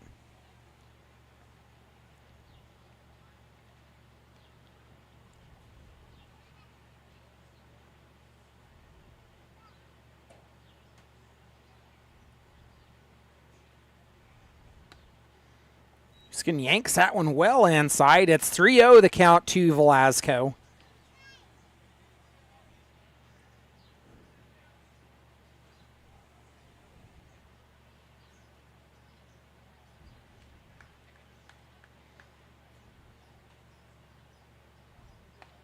Called strike, taking all the way. It's 3-1. Bottom of the fifth, the A's lead it 12-8.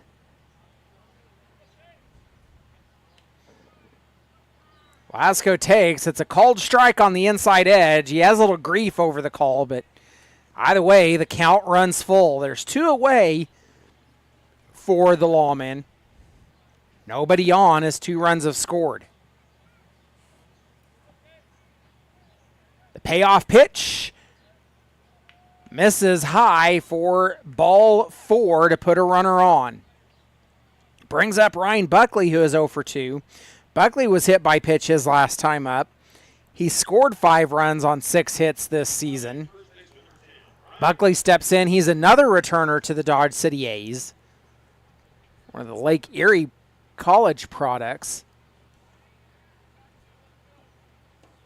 So he'll get his 4th plate appearance here.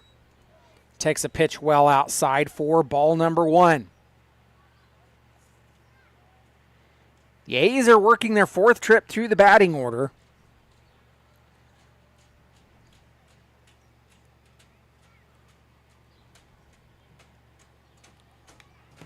So that pitch is fouled off. It'll even the count at 1.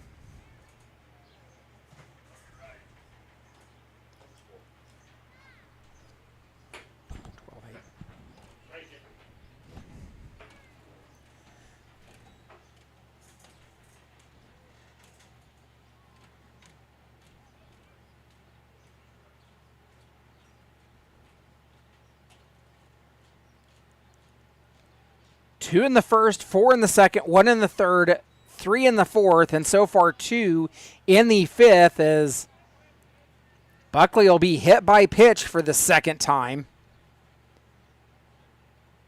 That'll put 2 on with 2 away. Have I said that the A's like to do damage with 2 away? Well, yeah, they do. Did it multiple times last night, and it brings up Cade Colbreth. He singled the last time he was up. He's 2 for 3 in the ball game.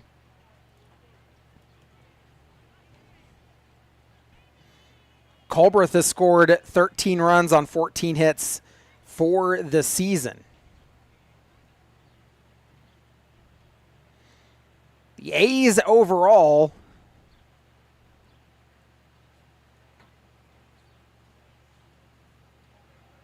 (147 runs on 134 hits scored so far this season.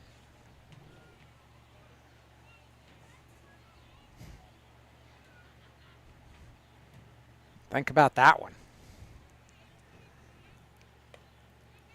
Colbert takes a swing, comes up empty on the first offering from Huiskin.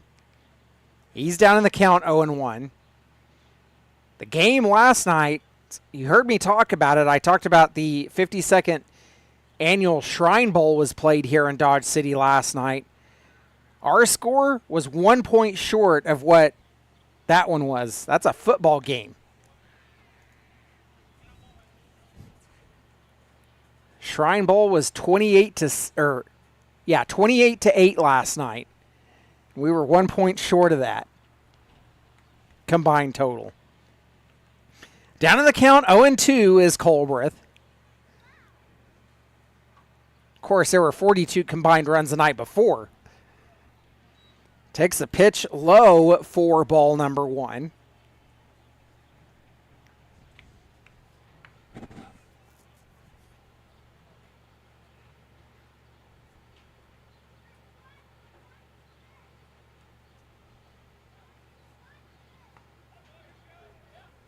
Huiskin misses outside. He thought it was strike 3, but it evens the count at 2.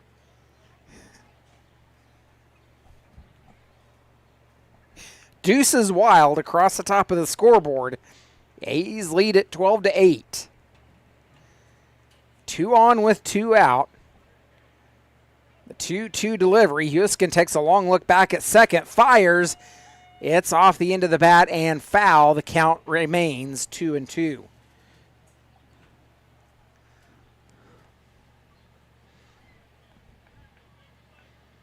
Now we are approaching the 2-hour mark here at Cavalier Field.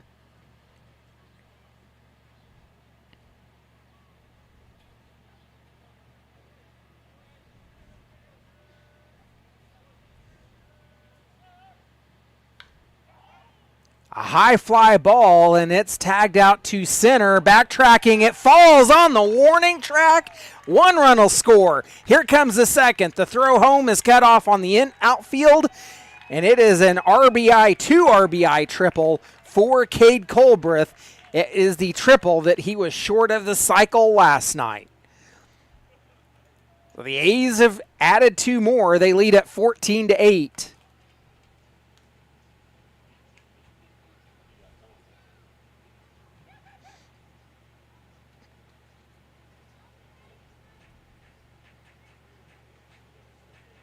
So they're going to bring up a mound visit. We'll go ahead and thank some of our sponsors.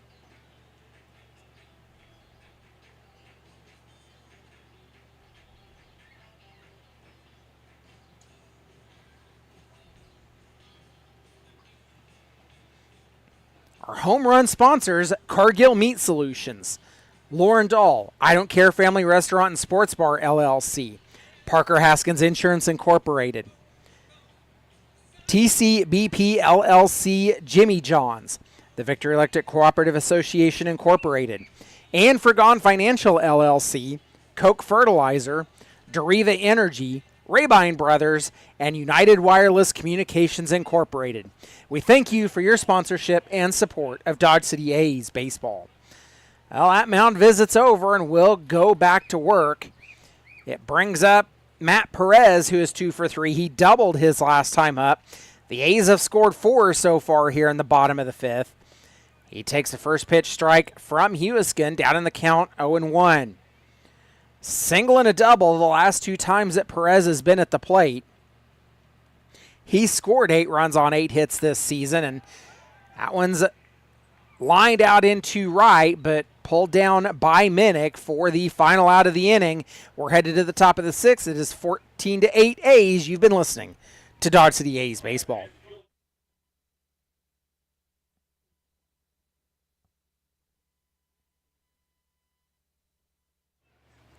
Please give them a hand so they come out.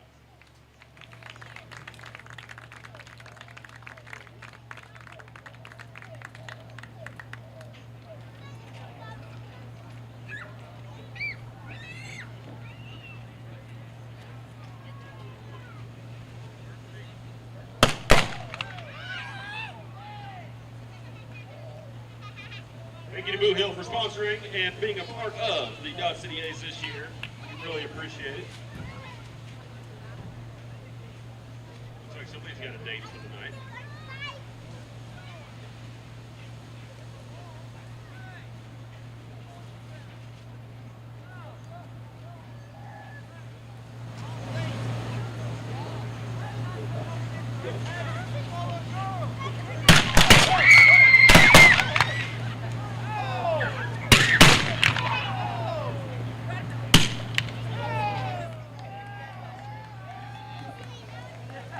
Give him a hand. Everybody's dead. Good job.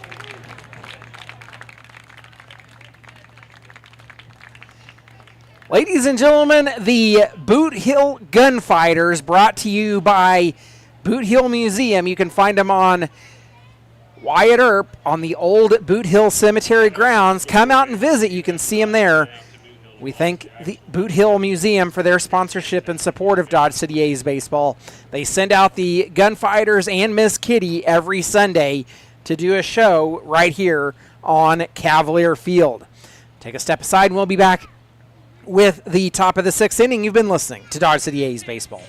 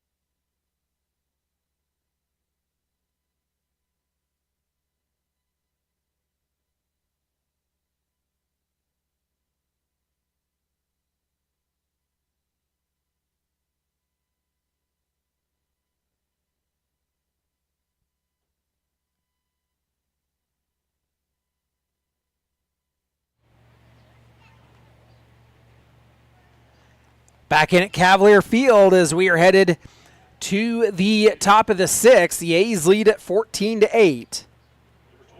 Nolan Huff is returning to the mound for the Dodge City A's.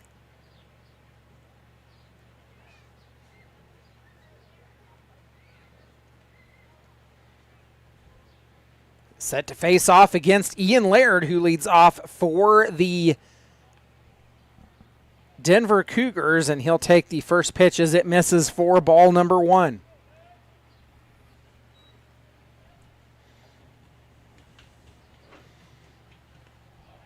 Huff delivers on a check swing and says, nope, did not go. It's 2 balls and no strikes.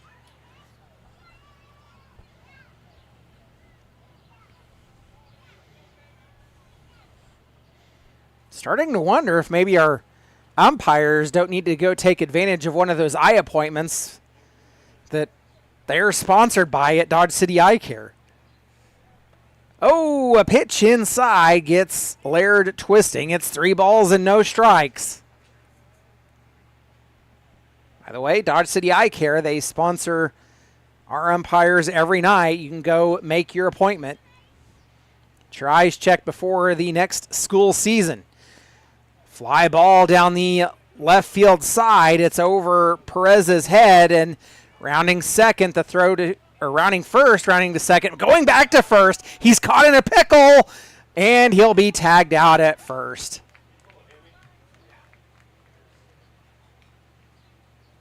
Ooh. Laird is down. He's in pain.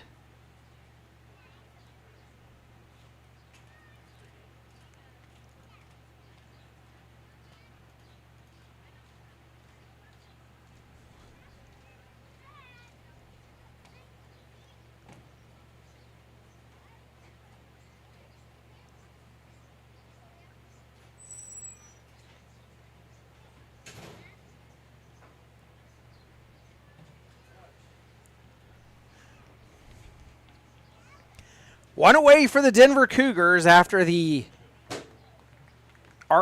single by Laird, but he's picked off at first. And the throw in by Velasco. Brings in Braden Gillum. Gillum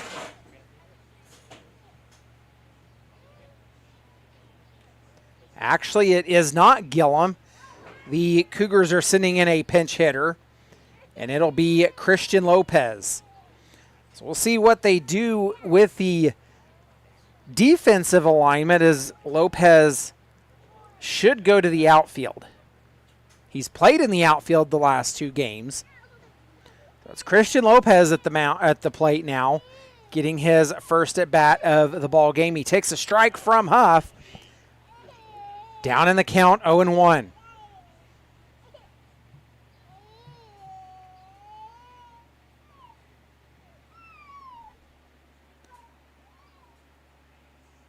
Huff misses a little bit low. It evens the count at 1.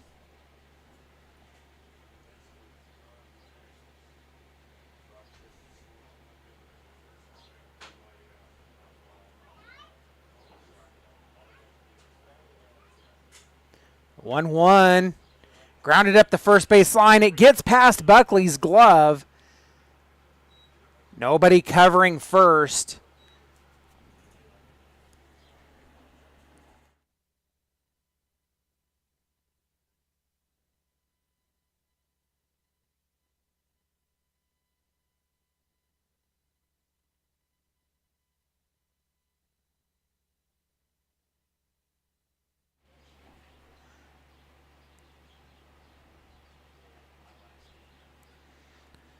Back at the top of the order, it is Caden Trujillo who is 0 for 1.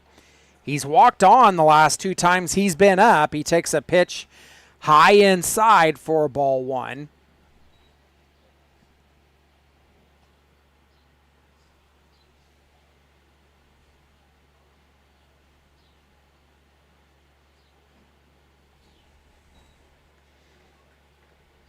Coming up empty on the swing.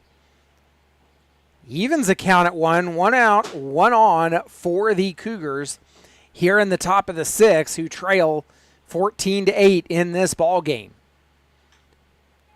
Grounded to the shortstop, Gregory. Throw to second. No, not holding on to it.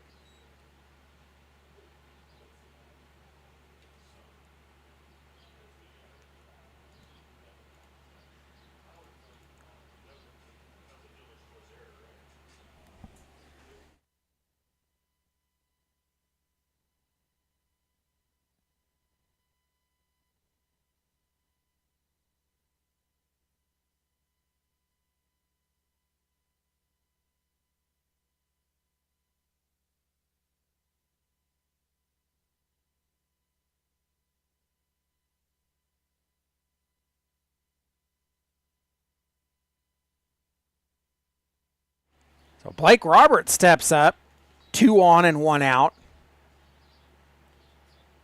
Roberts is 1 for 2, singled the last time he was up. Takes a pitch for a strike, down in the count, 0-1. Huff looking in. Sun is at that odd angle where even up here in the press box it's hard to see a little bit. Just fouled off, has Roberts down in the count, 0-2.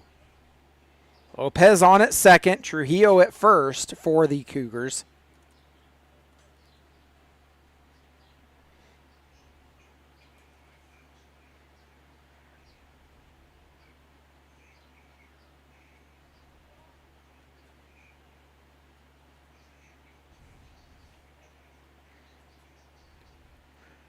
Huff is making his 5th appearance for the Dodge City A's. Off the end of the bat, out into left field. It drops. That'll put runners on first and second, and a run scores.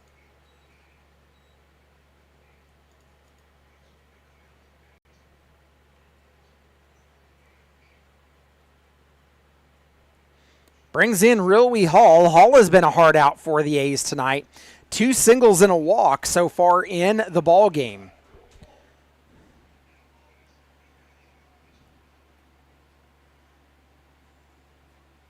4.15 the ERA for Nolan Huff.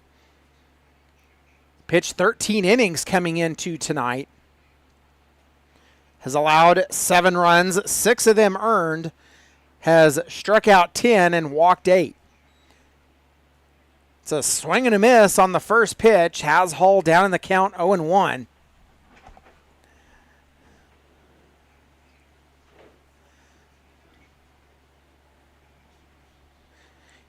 One in the first, 4 in the third, 3 in the fifth, now 1 in the sixth. He's scoring for the Denver Cougars. The A's, they've scored in every inning, 2 in the first, 4 in the second, 1 in the third, 3 in the fourth, and 4 in the fifth. They lead it 14-9. Pitch was fouled off. Down in the count 0-2.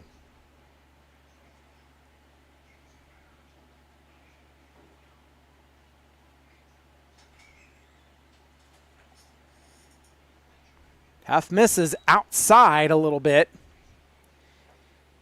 Exit 1-2. Decent crowd on hand for a Sunday evening ball game here at Cavalier Field. Hall sends a fly ball. It's out into the left center gap. It bounces off the wall. That'll score 1 run. It's an RBI double for Hall.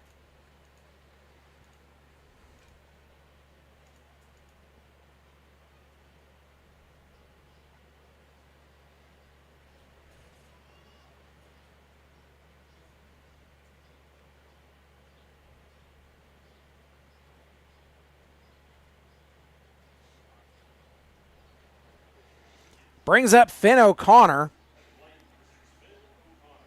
So Hall has yet to be retired in the ball game. O'Connor, he's 0 for 2, flew out the last time he was at the plate. Yeah, he's still looking for those second and third outs of the inning. Pitch into O'Connor is called strike. Roberts at third, Hall at second for the Denver Cougars. 2 runs in here in the top of the sixth. They trail 14-10. Little tapper up the first base line, a 1-3 put out, but it scores another run, and the Cougars are within 3.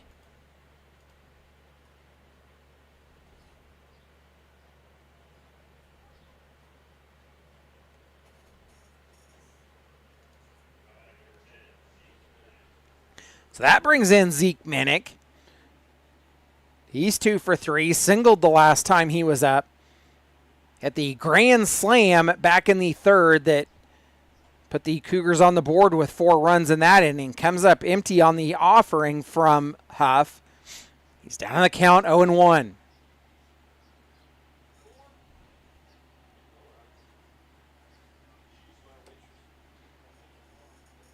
Huff on the first base side of the rubber, fires in, grounded to the third baseman, Perez. They'll throw to first, complete the out. That'll do it for the top of the sixth. A's lead at 14-11. You've been listening to Dodge City A's Baseball.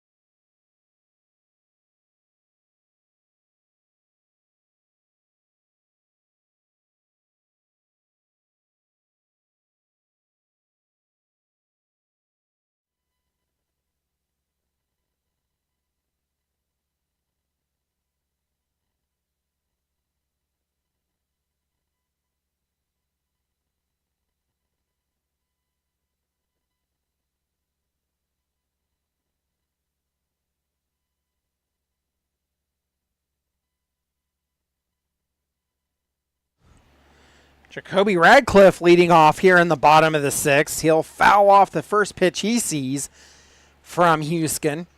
Down the count, 0-1. Radcliffe sends a fly ball out to left field, but tracking it down does Roberts.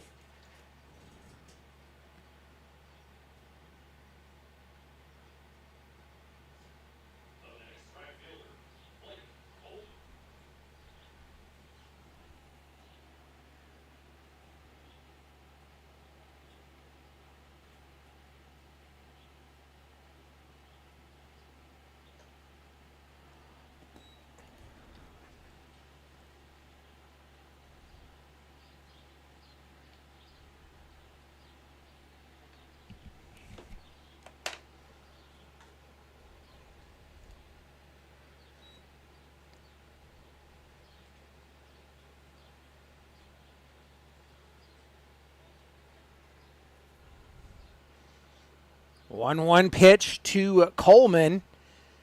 He's chopped up the third base line and gets out into left field. So the A's have a runner aboard.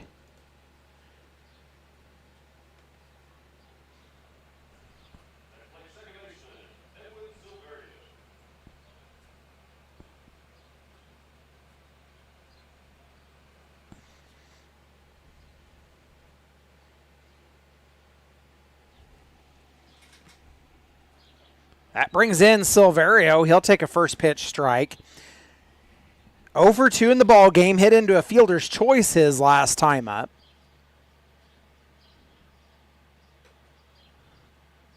Pitch misses high from Huiskin. He's at 68 now, coming in relief for the starter Bell.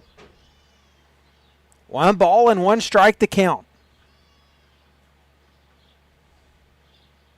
Pitch. Comes up empty on the offering as he,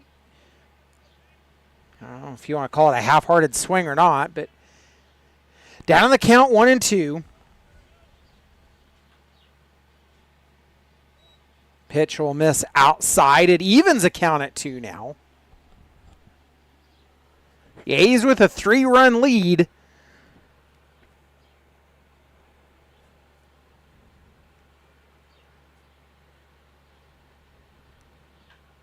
Little check swing, and it gets out into right field. Oh, wow. The bat never really left his shoulders, but it rolls out into right field for a hit.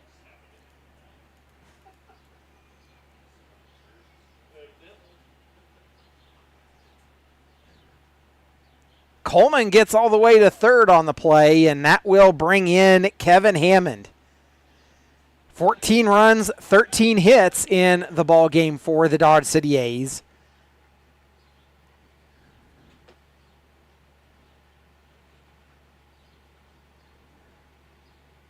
Hammond steps in. He's 2 for 3, a double and a single. He grounded out the last time he was at the plate.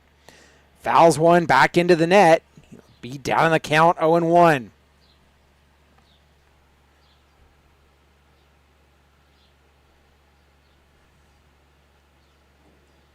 Radcliffe, who led off the inning, has scored 15 runs on 13 hits. Coleman, he scored 7 runs on 10 hits. And Silverio, 11 runs on 7 hits. Kevin Hammond, who's at the plate now, 2 runs, 3 hits on the season. It's a 1-1 count. Pitch misses high. Thinks about a snap throw down to third, does Jackson, but thinks better of it. 1 out, runners on the corners for the Lawmen, who have scored in every half inning so far. The throw back to first, not in time. So Houston being mindful of the fact that the A's/Lawmen, they like to run when they can. Silverio getting a lead off of first. It's chopped, fielded by the second baseman, Trujillo. They'll throw to first for the out. It's an RBI ground out for Hammond, as the A's score in the bottom of the sixth. They lead at 15-11.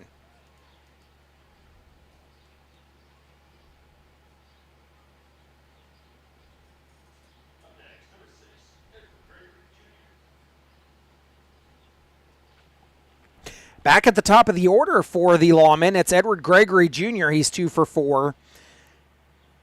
Struck out the last 2 times he's been at the plate, though. He shows bunt and pulls it back. Takes it for strike number 1.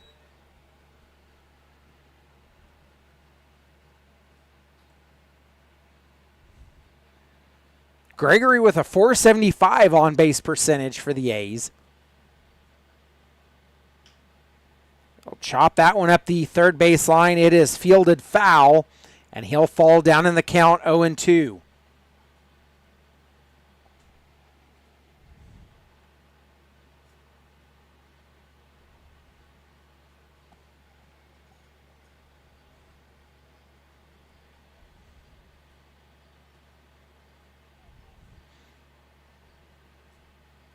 The A's, well, they're looking to move above 500 in league play. A win here tonight would make them 6-5 overall in the Rocky Mountain League. Yuskin yanks that one outside. It's 1 ball and 2 strikes. They'll return to non-league play starting tomorrow night. 3 non-league games coming up for the A's. That pitch is down the right field line and falls out of the glove of the right fielder. Gregory's digging around second, digging for third, and will be there safely. It is a stand-up RBI triple, and the A's lead it 16-11.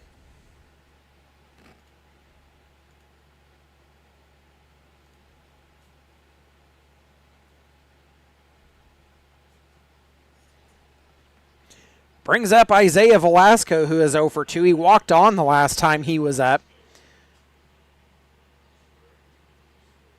Velasco, a .444 on-base percentage.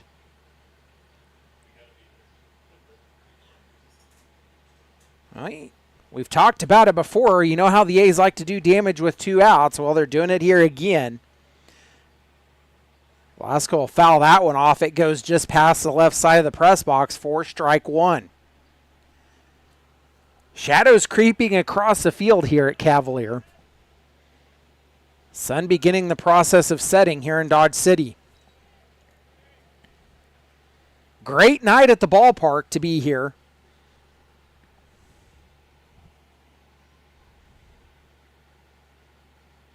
One delivery coming from Huiskin. He's at 82 pitches now in relief. Misses low again. It's 2-1. Well, the Cougars are going to start sending someone to the bullpen. See if we can get a read on who they are sending down there. 2-1 delivery. This is high and outside. It's 3 balls and 1 strike.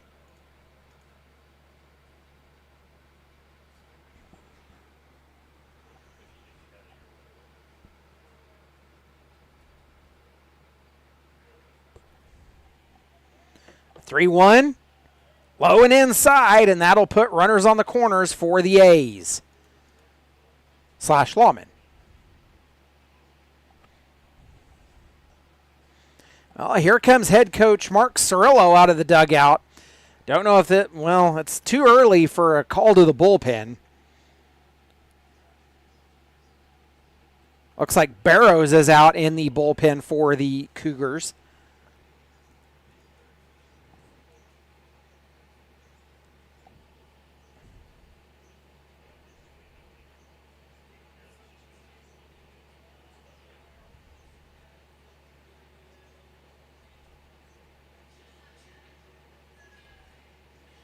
That was a quick mound visit.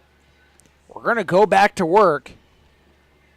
Ryan Buckley stepping to the plate. He has been hit by pitch the last 2 times he's been up.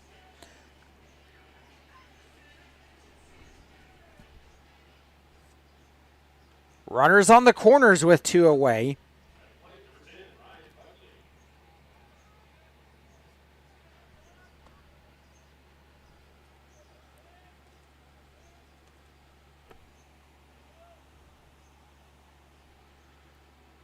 Buckley takes the first pitch. It's over the second baseman's head. It'll score a run. Velasco holds up at second. He probably could have been at third if he had really tried, but he holds up. So runners at first and second. 3 runs in. The A's lead it 17-11.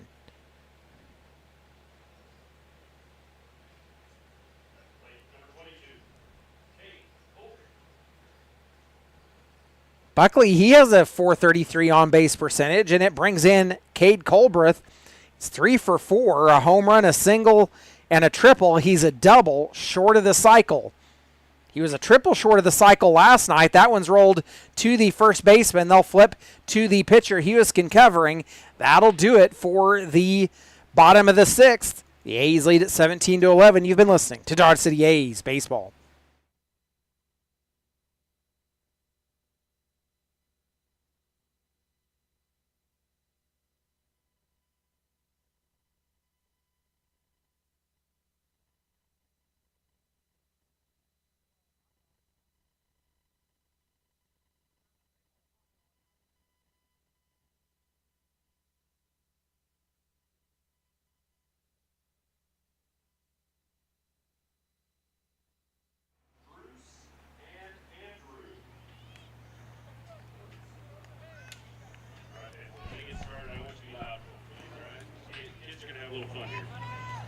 It's the hot dog, ketchup, and mustard race, plus a few other scattered in. All right, I'll tell you when.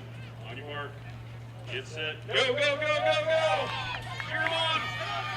Go, Ketchup, hurry up, Ketchup! Oh, Corn's trying to cut off the inside, but Ketchup around the outside. He's got a lead, and it'll be Ketchup taking the win here tonight. And because Ketchup won tonight, you can have all the free ketchup you like. Ketchup, hot dog, and mustard race every night at a home game here at Cavalier Field. It's one of the activities that the do to engage the fans. We'll take a step aside. We'll be back with the top of the 7th after this.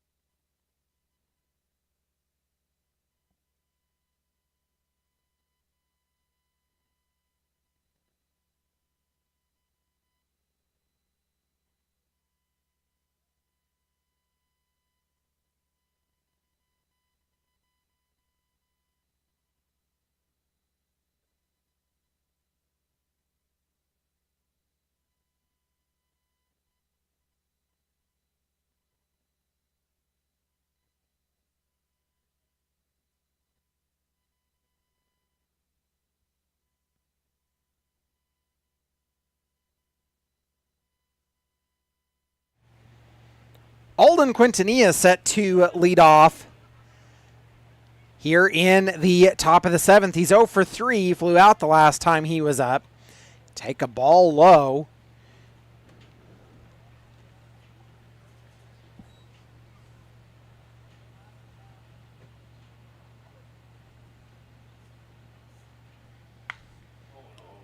Oh, but he'll send a high fly ball out to right field, and it is bye-bye birdie over the right field wall.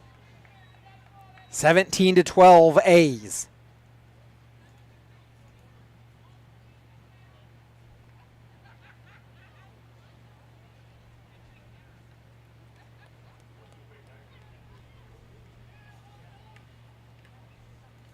Brings up Ethan Jackson, the catcher tonight for the Cougars. Jackson is 0 for 2. He struck out swinging his last time up.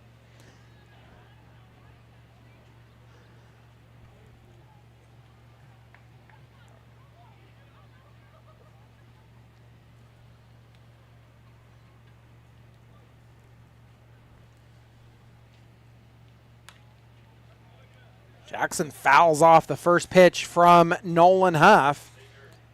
He's down in the count, 0-1. Yeah, I think it is. Yeah.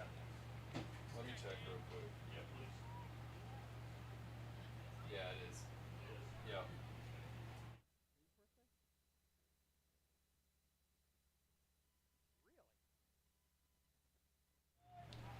Well, Jackson will drive that one right back up the middle. Back-to-back runners have made it safely with nobody out.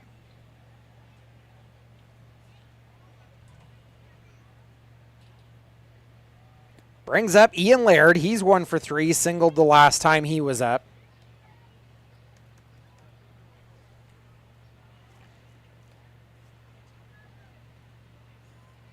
Next up, third baseman, Ian Laird.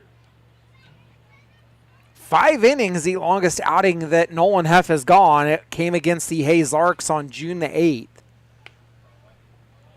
Went 5 innings in that game, allowing just 2 runs, striking out 2 and walking 4 in that outing.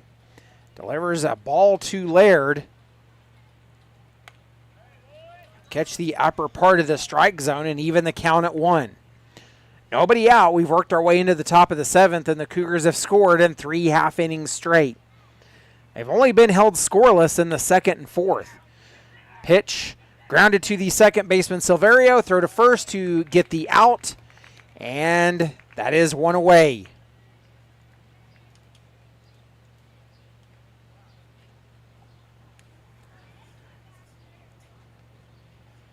Brings up Christian Lopez.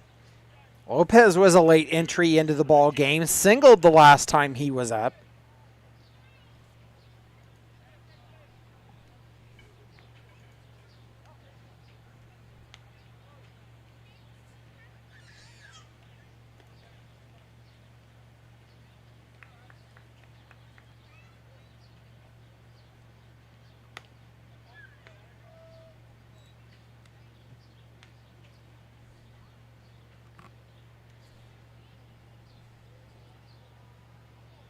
One no the count to Lopez.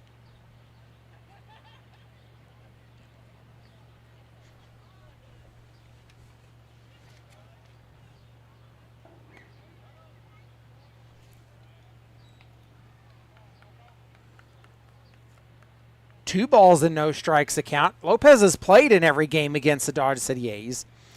Work continues down in the Cougars bullpen.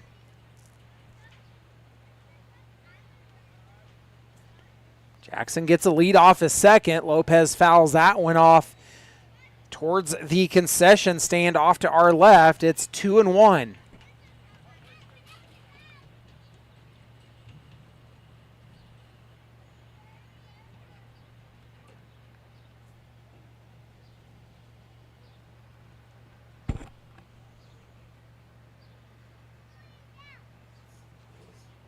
Looks in, he gets his sign. Fires off, it's fouled off, and that evens the count at 2.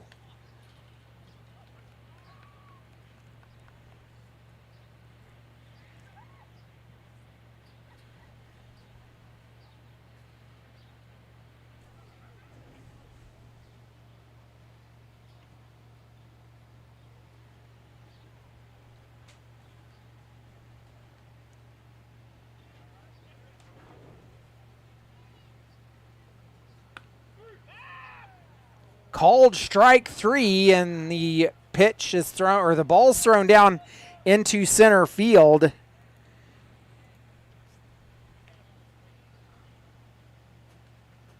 An error on the A's.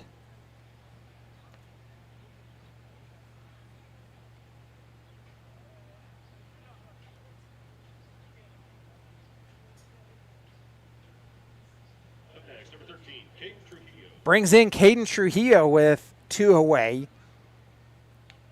Runner at third for the Cougars is Jackson.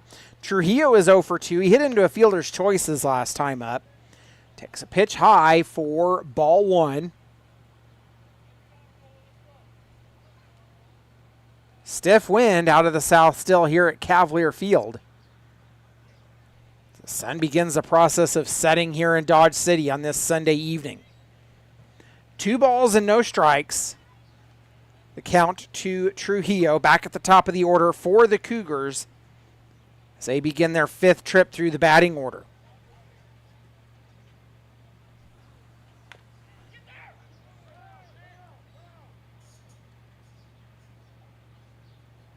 Fouled straight down. It bounces out towards Huff. Strike 1. It's 2-1 the count.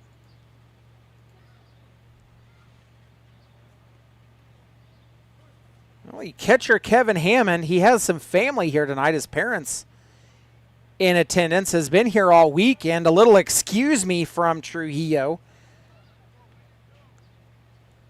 Jam shot foul as it goes out of play. It's deuces wild across the top of the scoreboard. Huff waving one off. He's got his sign. He comes set. Kick and fire in. It's ball 3. So a payoff pitch coming here. Trujillo's worked the count full.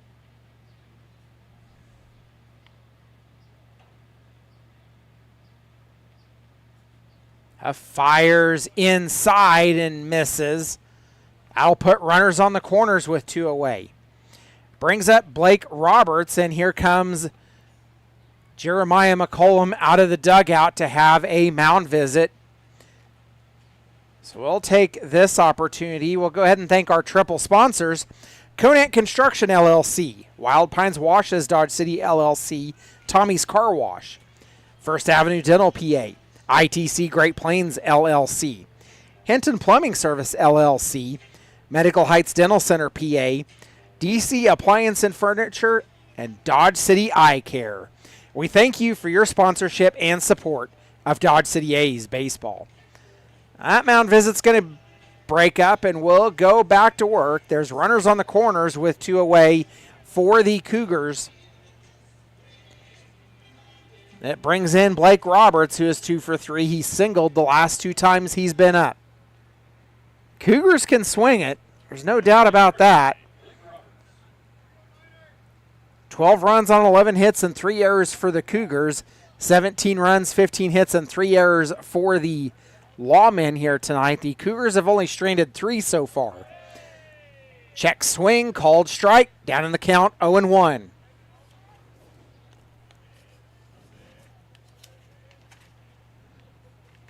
Cougars managed to leave 13 on base last night. They would strand 16 the night before. Fly ball out towards left field. It's off the wall. It scores a run. Here comes the run around third, and it will score. Roberts holds up at second.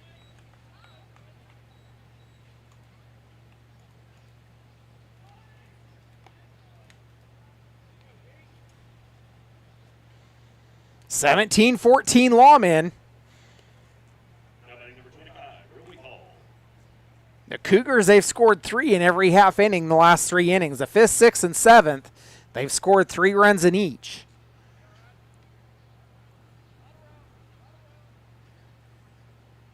Huff a long look back at second. Really Hull up at the plate. He's 3 for 3. Single and a double the last 2 times after he has not been retired. Pitch was fouled off.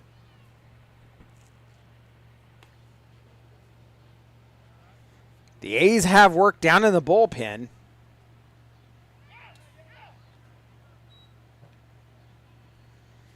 Looks like Aiden Ruiz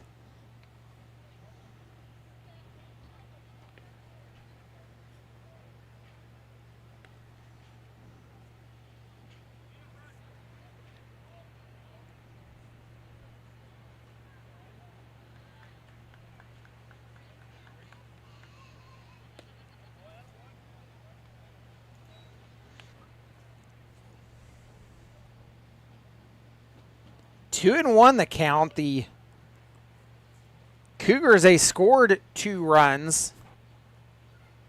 They've scored 1 run and have a runner on after getting the second out. Grounded to the first baseman. Bobbled but held on. He stays on the bag, and that will be the final out of the inning. It is stretch time in Dodge City. You've been listening to Dodge City A's Baseball.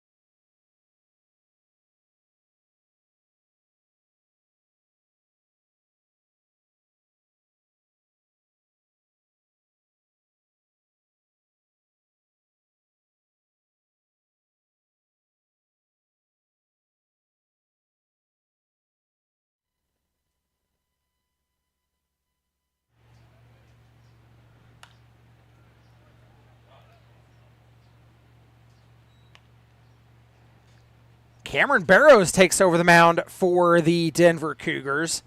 Matt Perez leads off for the A's as he fouls off the first pitch he sees. Perez 2 for 4 in the game, lined out his last time up. He'll take a called strike 2 on that one. He's down in the count 0-2. Barrows breaks off the backdoor bender but misses a little bit high.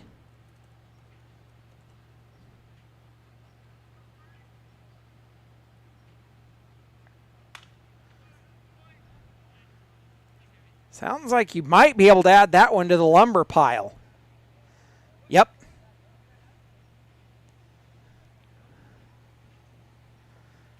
I thought it sounded like a broken bat, and it is. Add it to the lumber pile here at Cavalier Field. 1-2, the count to Perez.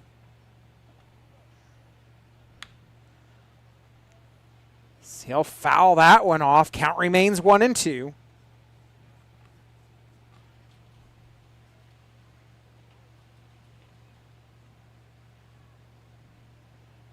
Perez a .400 on base percentage. He sends one down the right field line and falling foul on the warning track past the Cougars bullpen.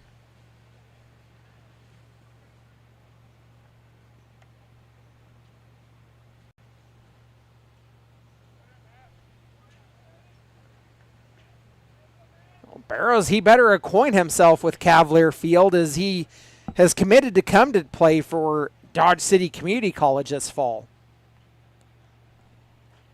2-2 pitch coming from Barrows. A right-hander working from the first base side of the rubber, and Perez will ground that one out into left field. A leadoff single in the bottom of the 7th. Brings up Jacoby Radcliffe. He's 0 for 2. Flew out the last time he was at the plate. Radcliffe has a .361 on base percentage Next up, number 15, Jacoby Radcliffe. for the season. The A's, they lead at 17-14. They've scored in every half inning up to this point. Pitch is low and inside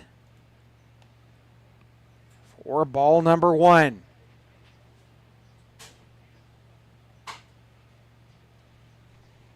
Burrows is a Colorado native.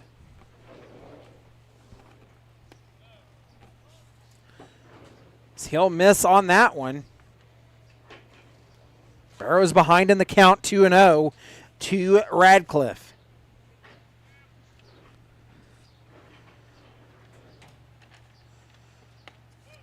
Gets a called strike on the outer half. Burrows from Highlands Ranch, Colorado.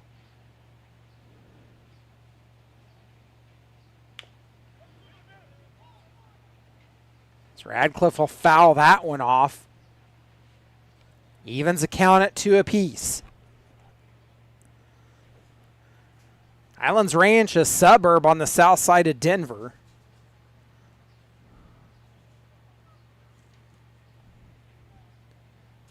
The 2-2 count.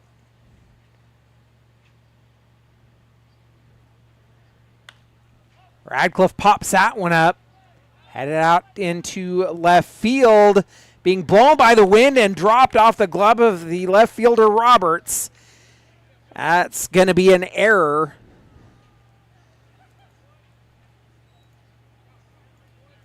I mean, I have a hard time calling it an error because he was running on it, but it is an error because it was on his glove and fell off.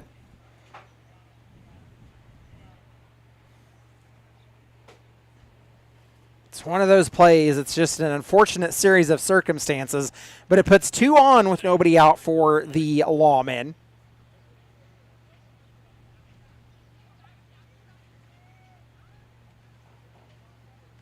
Wind was also messing with that ball as well as he got it up, and it was being pushed farther out than what the Cougars were expecting. Grounded to the shortstop, throw to second for 1. The throw to first in time. Cougars turn the double play, but it puts a runner on third for the lawmen.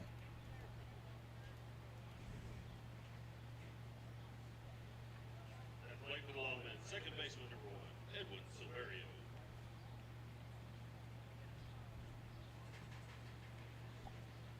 So that'll bring in Edwin Silverio. He's 1 for 3. That was Coleman that grounded into the double play. Silverio up, singled the last time he was at the plate. Coleman, by the way, a .311 on base percentage. Silverio, .560. Second pitch in for ball 2.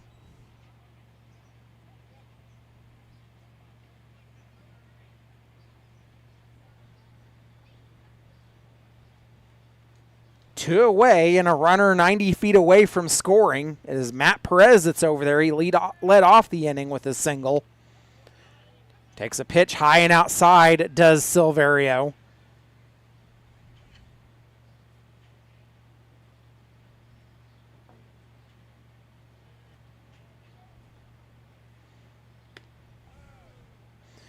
He'll draw the 4-pitch walk. Brings in the catcher, Kevin Hammond, who's 2 for 4. A double and a single ahead of 2 groundouts has been his night at the plate. Hammond, he has a .393 on base percentage this season. Catcher number 34, Evan Hammond. Steps up. He's had his parents here to see this entire series this weekend. It's always good to have parents come out, watch games here at the ballpark. We get players coming in from all over. There's several from around here. Hammond fouls that one off. Back into the netting. One of our local players sitting right to my left, Eric Mendoza. Dodge City product. Played for Dodge City Community College this past season. Of course, Nolan Huff, Aiden Ruiz, Remington Miller, all Dodge City and area products. Pitch misses high, evens a count at 1. The A's have players from all over, a heavy influence from Florida A&M University this year. Of course, that's where head coach Jeremiah McCollum and also assistant coach Will Allen, they both coached at Florida A&M this year. The A's, they've had coaches, have had a turnover in coaches every year since 2021. The pitch was fouled off. Down in the count, 1-2 is Hammond.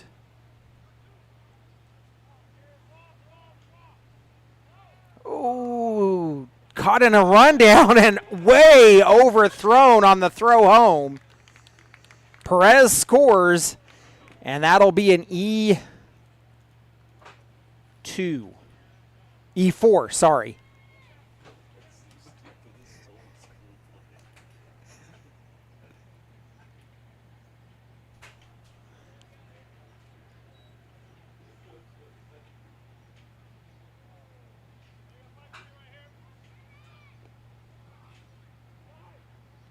Hammond will swing. They'll make the throw down to second to complete the out, and that'll end it in the bottom of the 7th. The A's lead at 18-14. You've been listening to Dodge City A's Baseball.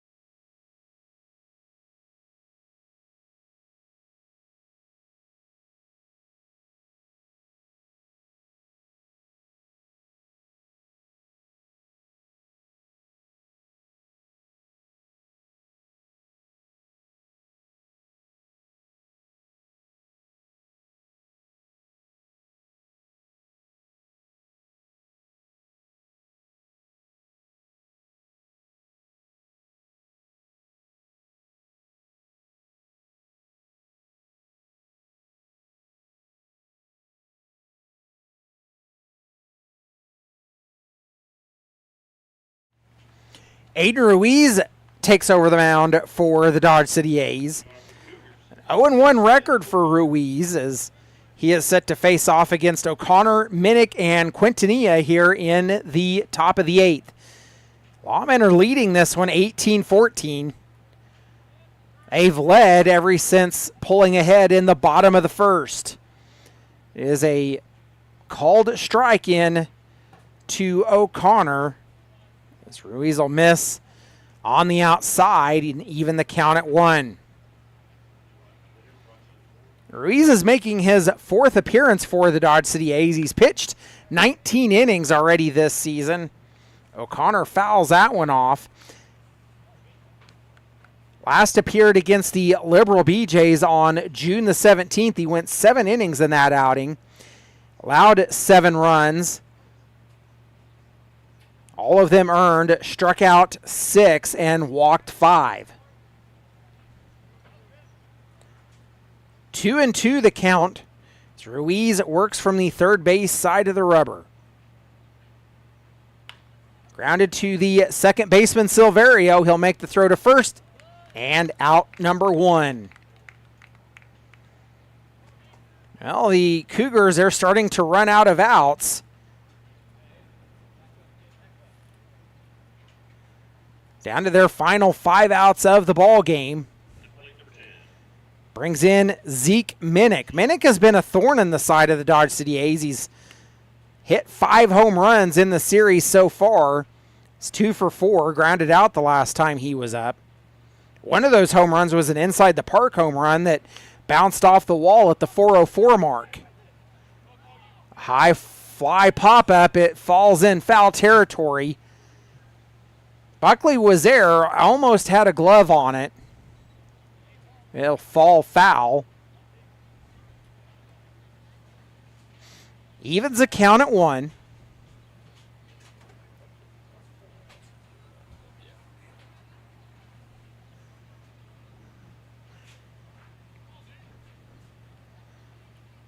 Lawmen, they'd like to get a 0 on the board here in the top of the 8th.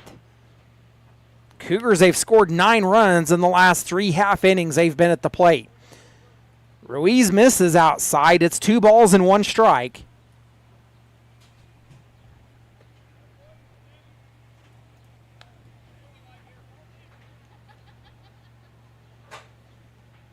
Make it 3 balls and 1 strike.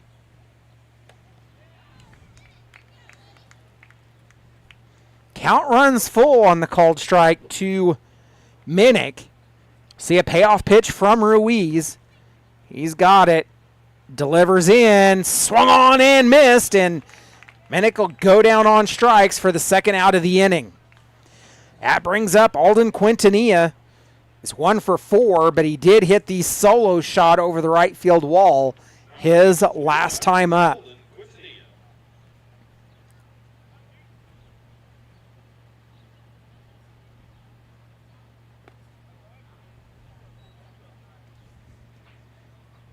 Ruiz delivers outside on the first pitch. It's ball 1. Quintanilla grounds to the second baseman, Silverio. They'll throw to first as the Cougars are going to go down 1-2-3 in the top of the 8th. We're headed to the bottom of the 8th. It's the top of the order due up for the A's when we return. You've been listening to Dodge City A's Baseball.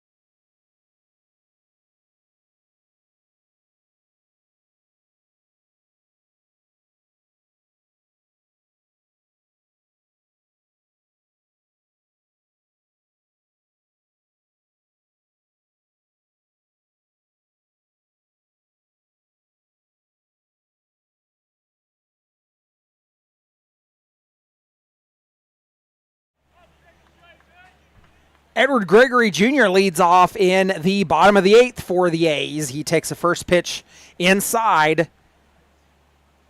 Well, it's actually 2 balls and no strikes to Gregory Jr. He's 3 for 5, tripled the last time he was up. Called strike on the inside edge and makes it 2-1. Just over the 3-hour mark here at Cavalier Field. So that pitch is called strike on the outer half. Evens a count at 2. Barrows back on the mound for the Denver Cougars. Misses outside, and the count runs full.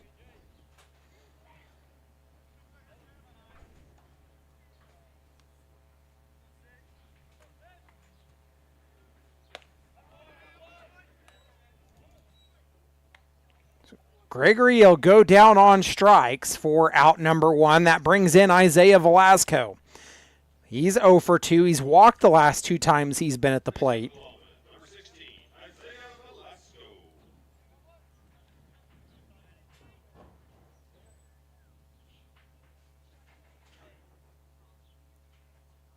Gregory, he's been batting. He has a .395 slugging percentage. Velasco, .467. Down the count, 0-1. Velasco pops one. It's going to go towards foul territory. Will fall and bounce out of the A's bullpen for strike number 2.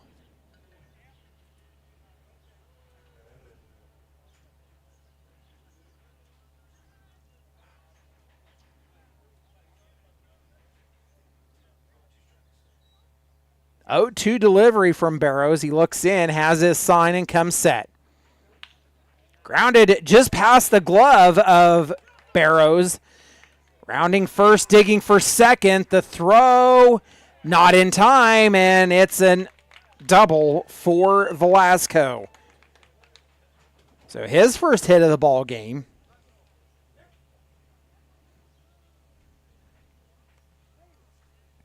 That'll bring up Ryan Buckley, who has 1 for 3, singled the last time he was up. Was hit twice before that.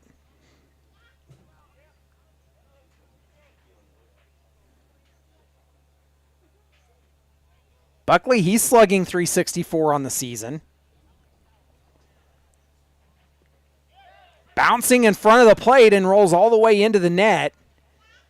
That'll move Velasco over to third, and another run just 90 feet away for the Lawmen.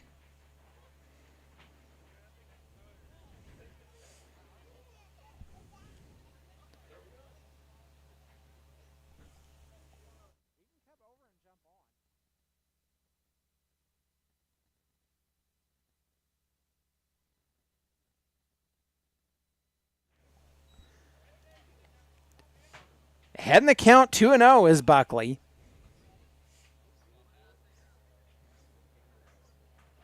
Barrows delivers. It's swung on. Comes up empty on the offering. Count 2-1.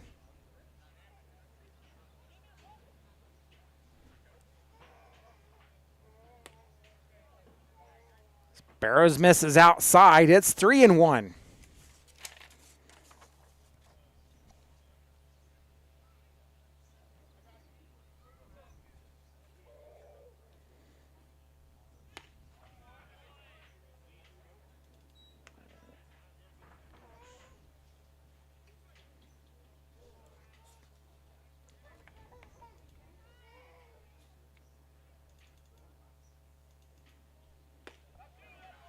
Buckley will go down on strikes, and that is out number 2 of the inning. Brings up Cade Colbreth. The Lawmen, well, they are undefeated as the Lawmen. Technically, if you look at the stats, the Lawmen are 3-0 right now.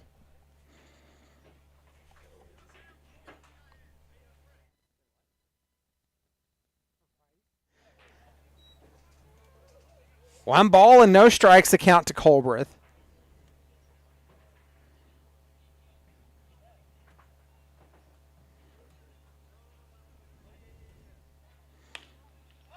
Colbreth slugging .603, a high fly ball towards left field, and it will be pulled down by Roberts. That's the final out of the bottom of the 8th. The A's are held scoreless for the first time, and we're headed to the top of the 9th. It's the final 3 outs for the Cougars. You've been listening to Dodge City A's Baseball.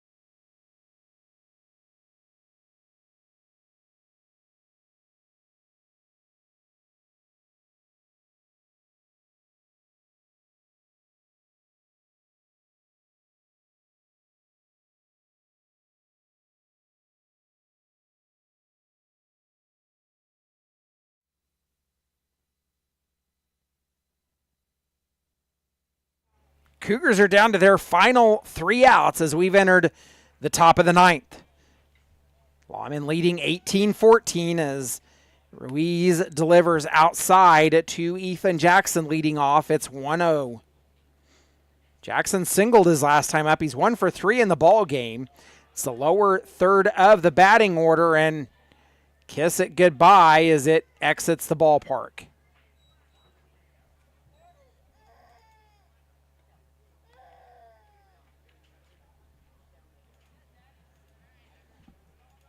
(18-15) Lawmen. Brings up Ian Laird. He is 1 for 4, grounded out the last time he was up.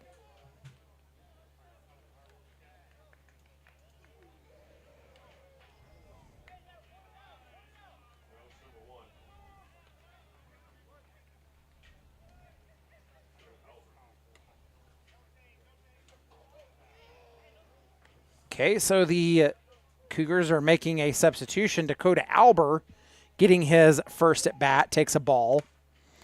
Fouls one off, and it will even the count at 1 apiece. Might have gotten a piece of Hammond as well.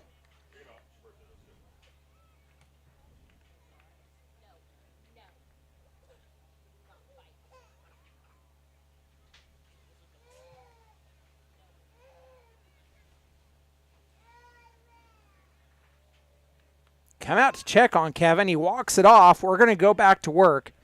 1-1 count to Alber.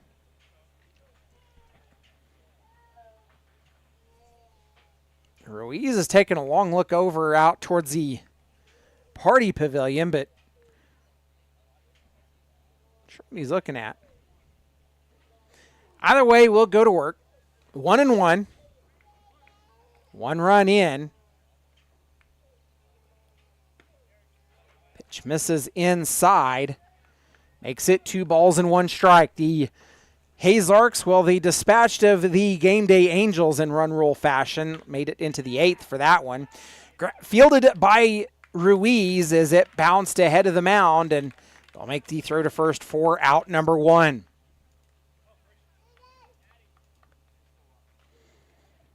The 1-3 put out, and that brings in Christian Lopez. Lopez is 1 for 2. He got caught looking the last time he was at the plate.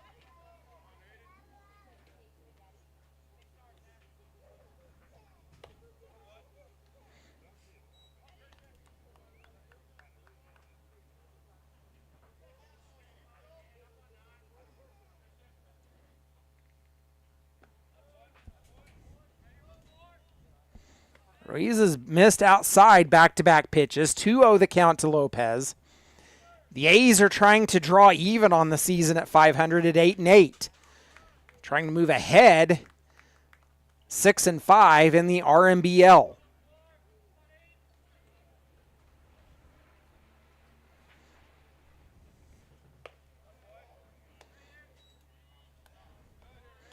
Three balls, 1 strike, the count to Lopez.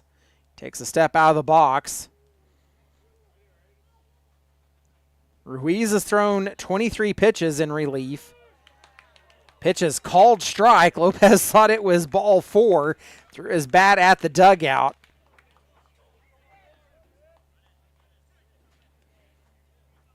Full count worked. It's a countdown on the top of the scoreboard. 3 balls, 2 strikes. 1 away for the Cougars. The payoff pitch. Grounded, fielded by Buckley, but nobody covering at first. And Lopez wins the foot race.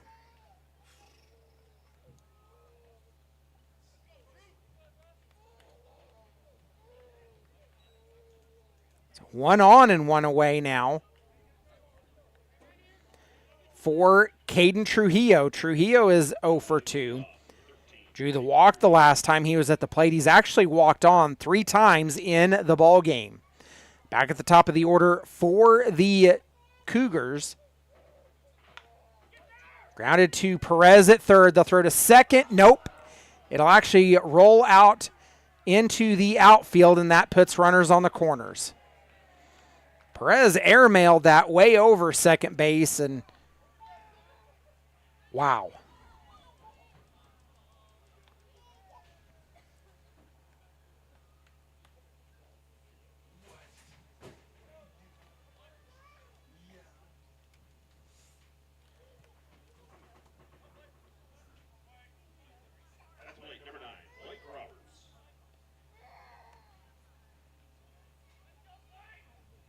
Brings in Blake Roberts. He's 3 for 4. Runners on the corners with 1 out.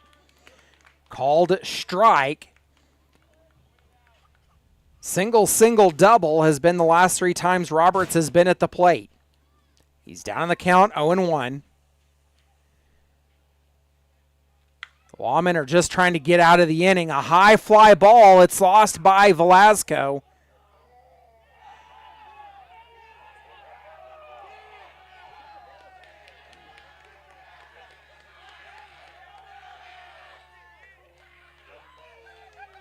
And that ties the ball game.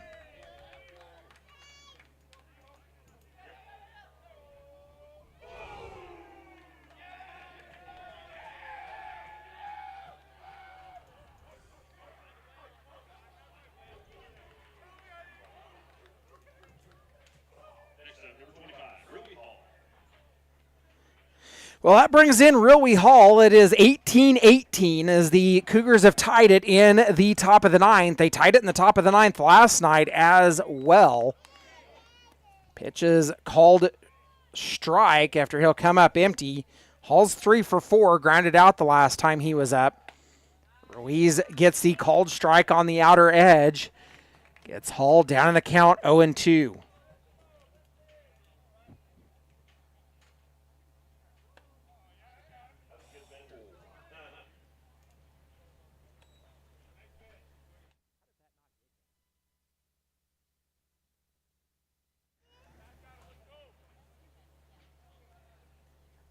One, two, check swing.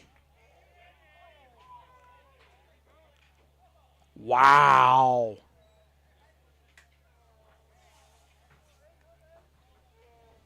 Two and two the count.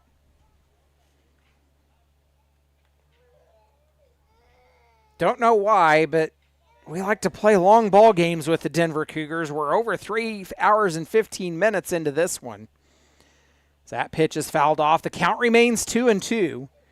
Ruiz wants a different ball.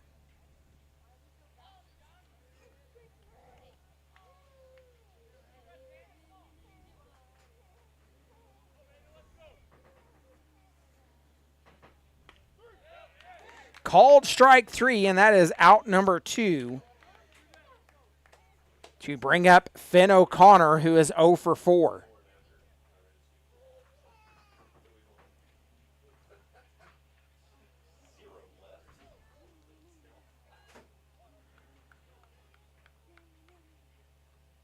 The Cougars, they scored 1 in the first, 3 in the fourth, 3 in the fifth, 3 in the sixth, 3 in the seventh, and so far 4 in the ninth to tie this one at 18 runs apiece. The A's, well, they were held scoreless in the bottom of the 8th. That was the first inning of the ball game. O'Connor swings out of his shoes for strike number 1. Nobody on. 2 away for the Cougars. High fly ball, and it's off the right field wall. Held up at second. It's a double.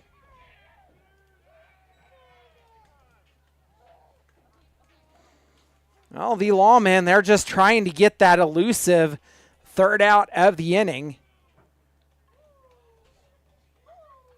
The 8th batter to come to the plate in the inning, and it's Zeke Minnick.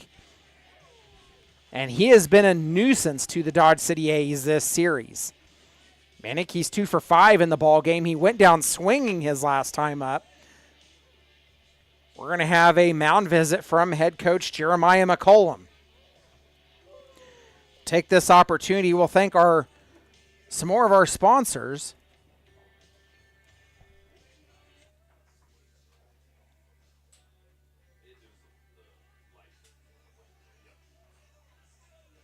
Our single sponsors, David H. Snap, Robert L. White, John F. Wilkinson, Gail L. Osmus, Mead Lumber Company Incorporated, Best Water of Southwest Kansas, and Mr. G's Liquor. Well, the A's elect to intentionally walk Minnick.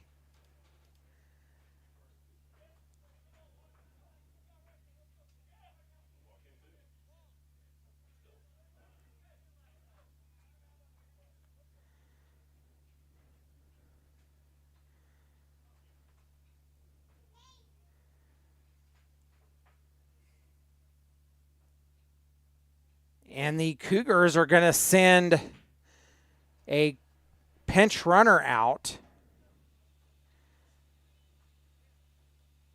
Matthew Shipley. 2 on, 2 away. Brings in Quintanilla. He is 1 for 5. Called strike on the outer edge. He's down in the count 0-1. Quintanilla, he grounded out his last time up. Fly out, strikeout, fly out, home run, and ground out has been his night at the plate. Grounds up the third base line, and it will go foul for strike number 2.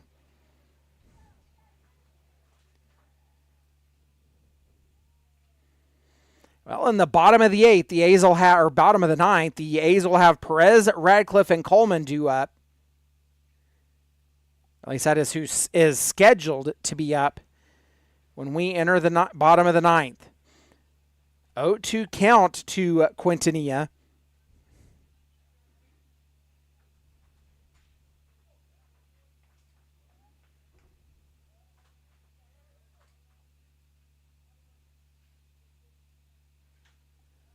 He'll foul that one off to the left.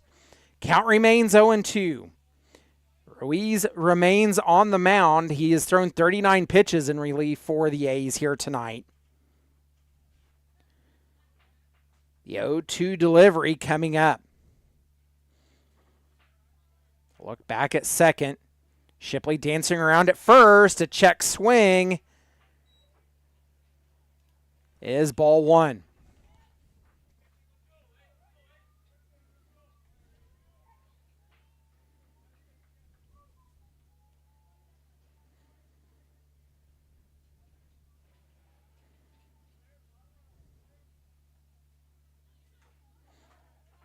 Oh, swung on and fouled straight down. Quintanilla felt that one. It might have even twisted his ankle as he went down to a knee. Count remains 1-2.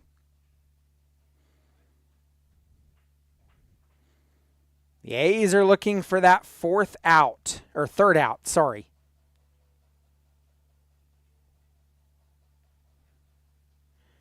Quintanilla, the 9th batter of the inning to come to the plate.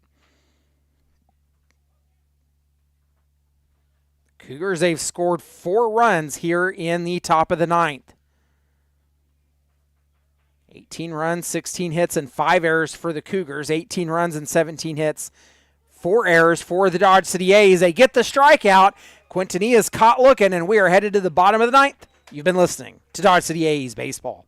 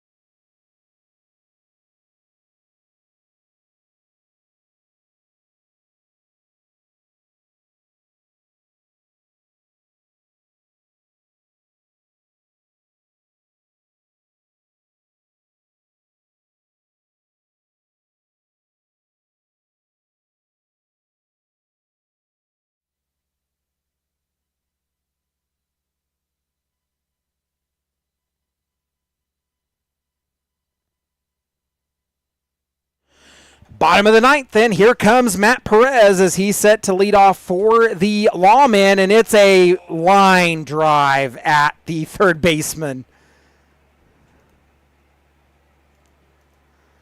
It was almost over his head, but a line drive right back at him, and that is out number 1. That is Zach Shipley at third.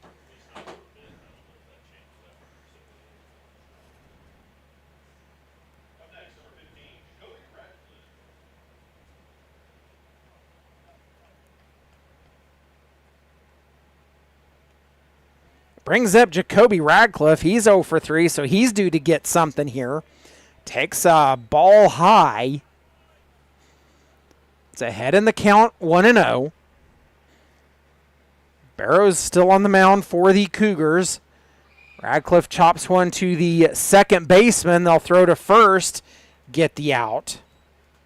So quickly 2 away here in the bottom of the 9th. And it is looking rapidly like we're going to go to extras. Hopefully not. It brings up Blake Coleman. He is 3 for 5. He is singled 3 times, but grounded out and flown out as well.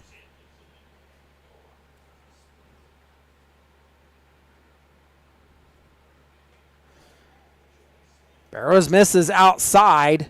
Coleman ahead 1-0.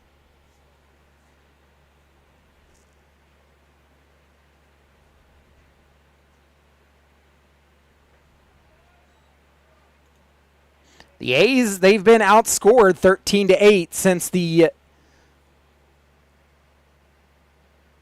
5th inning. Pitch is fouled off.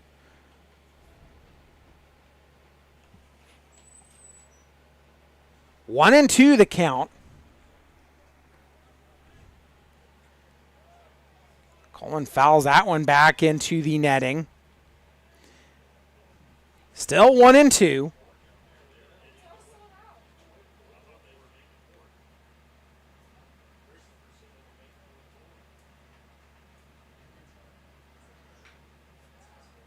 Coleman sends one. It's out into the right field gap. It'll roll to the wall. It bounces.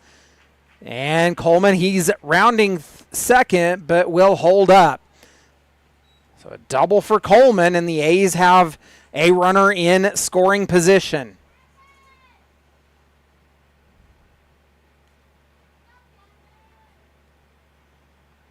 That brings up Edwin Silverio. He is 1 for 3, walked on the last time he was up.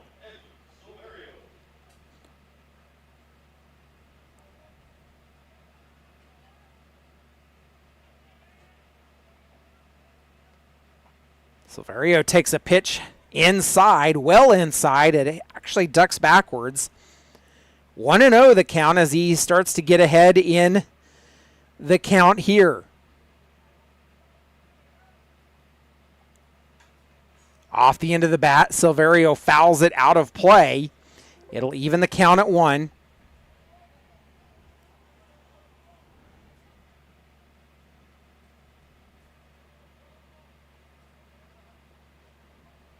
One coming from Barrows. Fired in right down the middle, called strike. Silverio's down in the count, 1 and 2. The A's, they've stranded 7 runners in this ball game. The Cougars, they've stranded 6. Chopped, it's on the infield and fielded by the second baseman. The throw to first, not in time. It is called safe. That puts runners on the corners. Here comes head coach Cirillo out of the dugout. He's going to ask for clarification.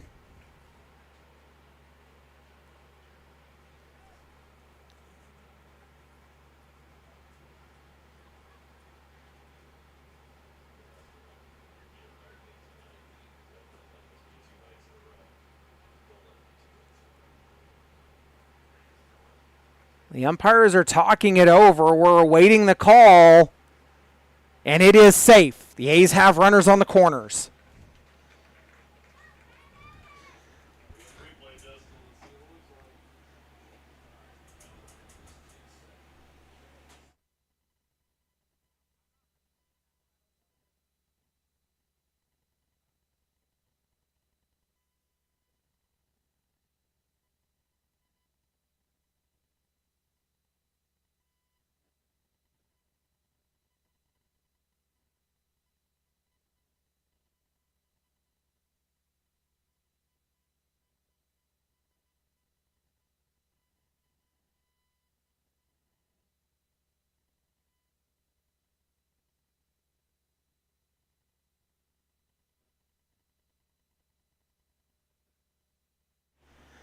Go-ahead run is 90 feet away for the Dodge City A's. They had it last night, and here comes head coach Mark Cirillo again. Well, if we could find ways to drag this game out anymore, I would be surprised. We're over 3.5 hours into this ball game. The A's have not played a game under 3 hours in the last 3 nights. Who would have ever thought that with a 6 p.m. start that we would still be playing ball at 9:30 at night on a Sunday evening? But here we are. We're in the bottom of the 9th with runners on the corners for the Lawmen. It brings up Kevin Hammond. He is 2 for 5 in the ball game. He was out on a drop third strike his last time up. His hits early in the ball game, a double and a single. Then ground out, and drop third strike.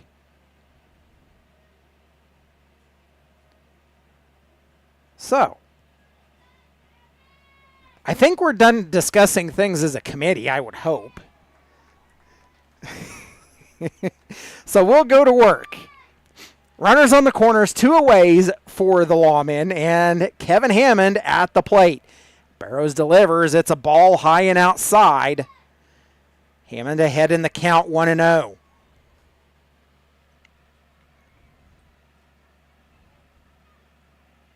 The A's walked it off last night. They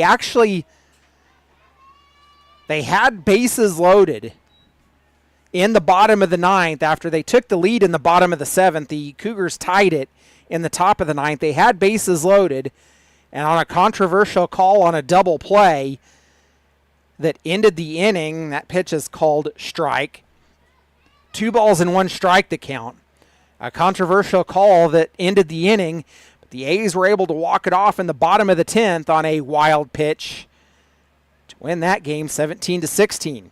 Hammond fouls that one. It's a missile right at the first base dugout. It evens the count at 2. It's deuces wild across the top of the scoreboard.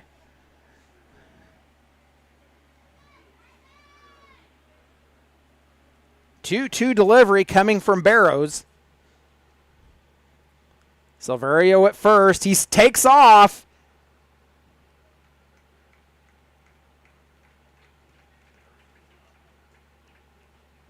Barrows wants a new set of signs, so Silverio stole over to second. Silverio was actually trying to bait Barrows into the throw. Did he just balk? Barrows balks the run in, and the A's walk it off on a balk call. That will end it, and we are headed. Actually, the A's win it. Lawmen win it. That's it. The Lawmen walked it off in the bottom of the 9th. We'll come back with your final game numbers after this. You've been listening to Dodge City A's Baseball.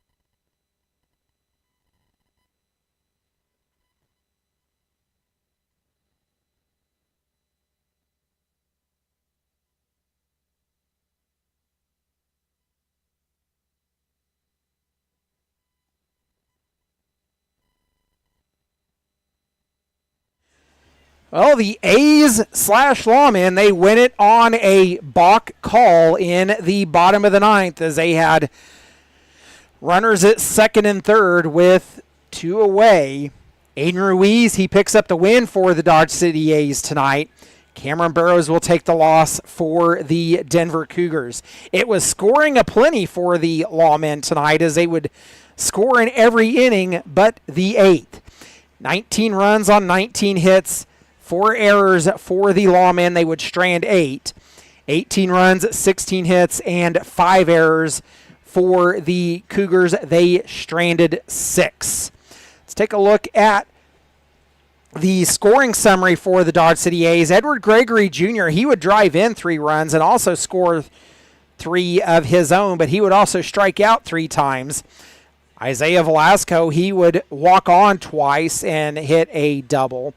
Ryan Buckley was hit by pitch and scored twice, would single as well. Cade Colbreth, he homers over the left field wall, hits a single and a triple, but scores one of those as well. He drives in 3 runs. Matt Perez, a single, a double, and a single. He scores 2 runs and drives in 2. Jacoby Radcliffe scores a run on a hit by pitch and gets on an error. Blake Coleman, he singles 3 times in a row and scores 3 runs along with a double. Edwin Silverio scores 3 runs. Walks on once, hits into a fielder's choice. Walks again, a single and a single. Kevin Hammond, he was at the plate when the balk call happened in the bottom of the ninth. He drives in a run, scores 2 runs of his own on a double and a single. So the A's, they walk it off on Lawmen night. The Lawmen, they are undefeated. They are 4-0 as the Boot Hill Lawmen. That'll do it for tonight. I am Justin Hergert, was alongside with Eric Mendoza assisting with the live stream. We are back in action tomorrow night right here at Cavalier Field. Game 10 of 11 in this homestand as they welcome in the Newton Rebels. First pitch, 7 p.m. For the entire A's board and organization, we say thank you for following along. You've been listening to Dodge City A's Baseball.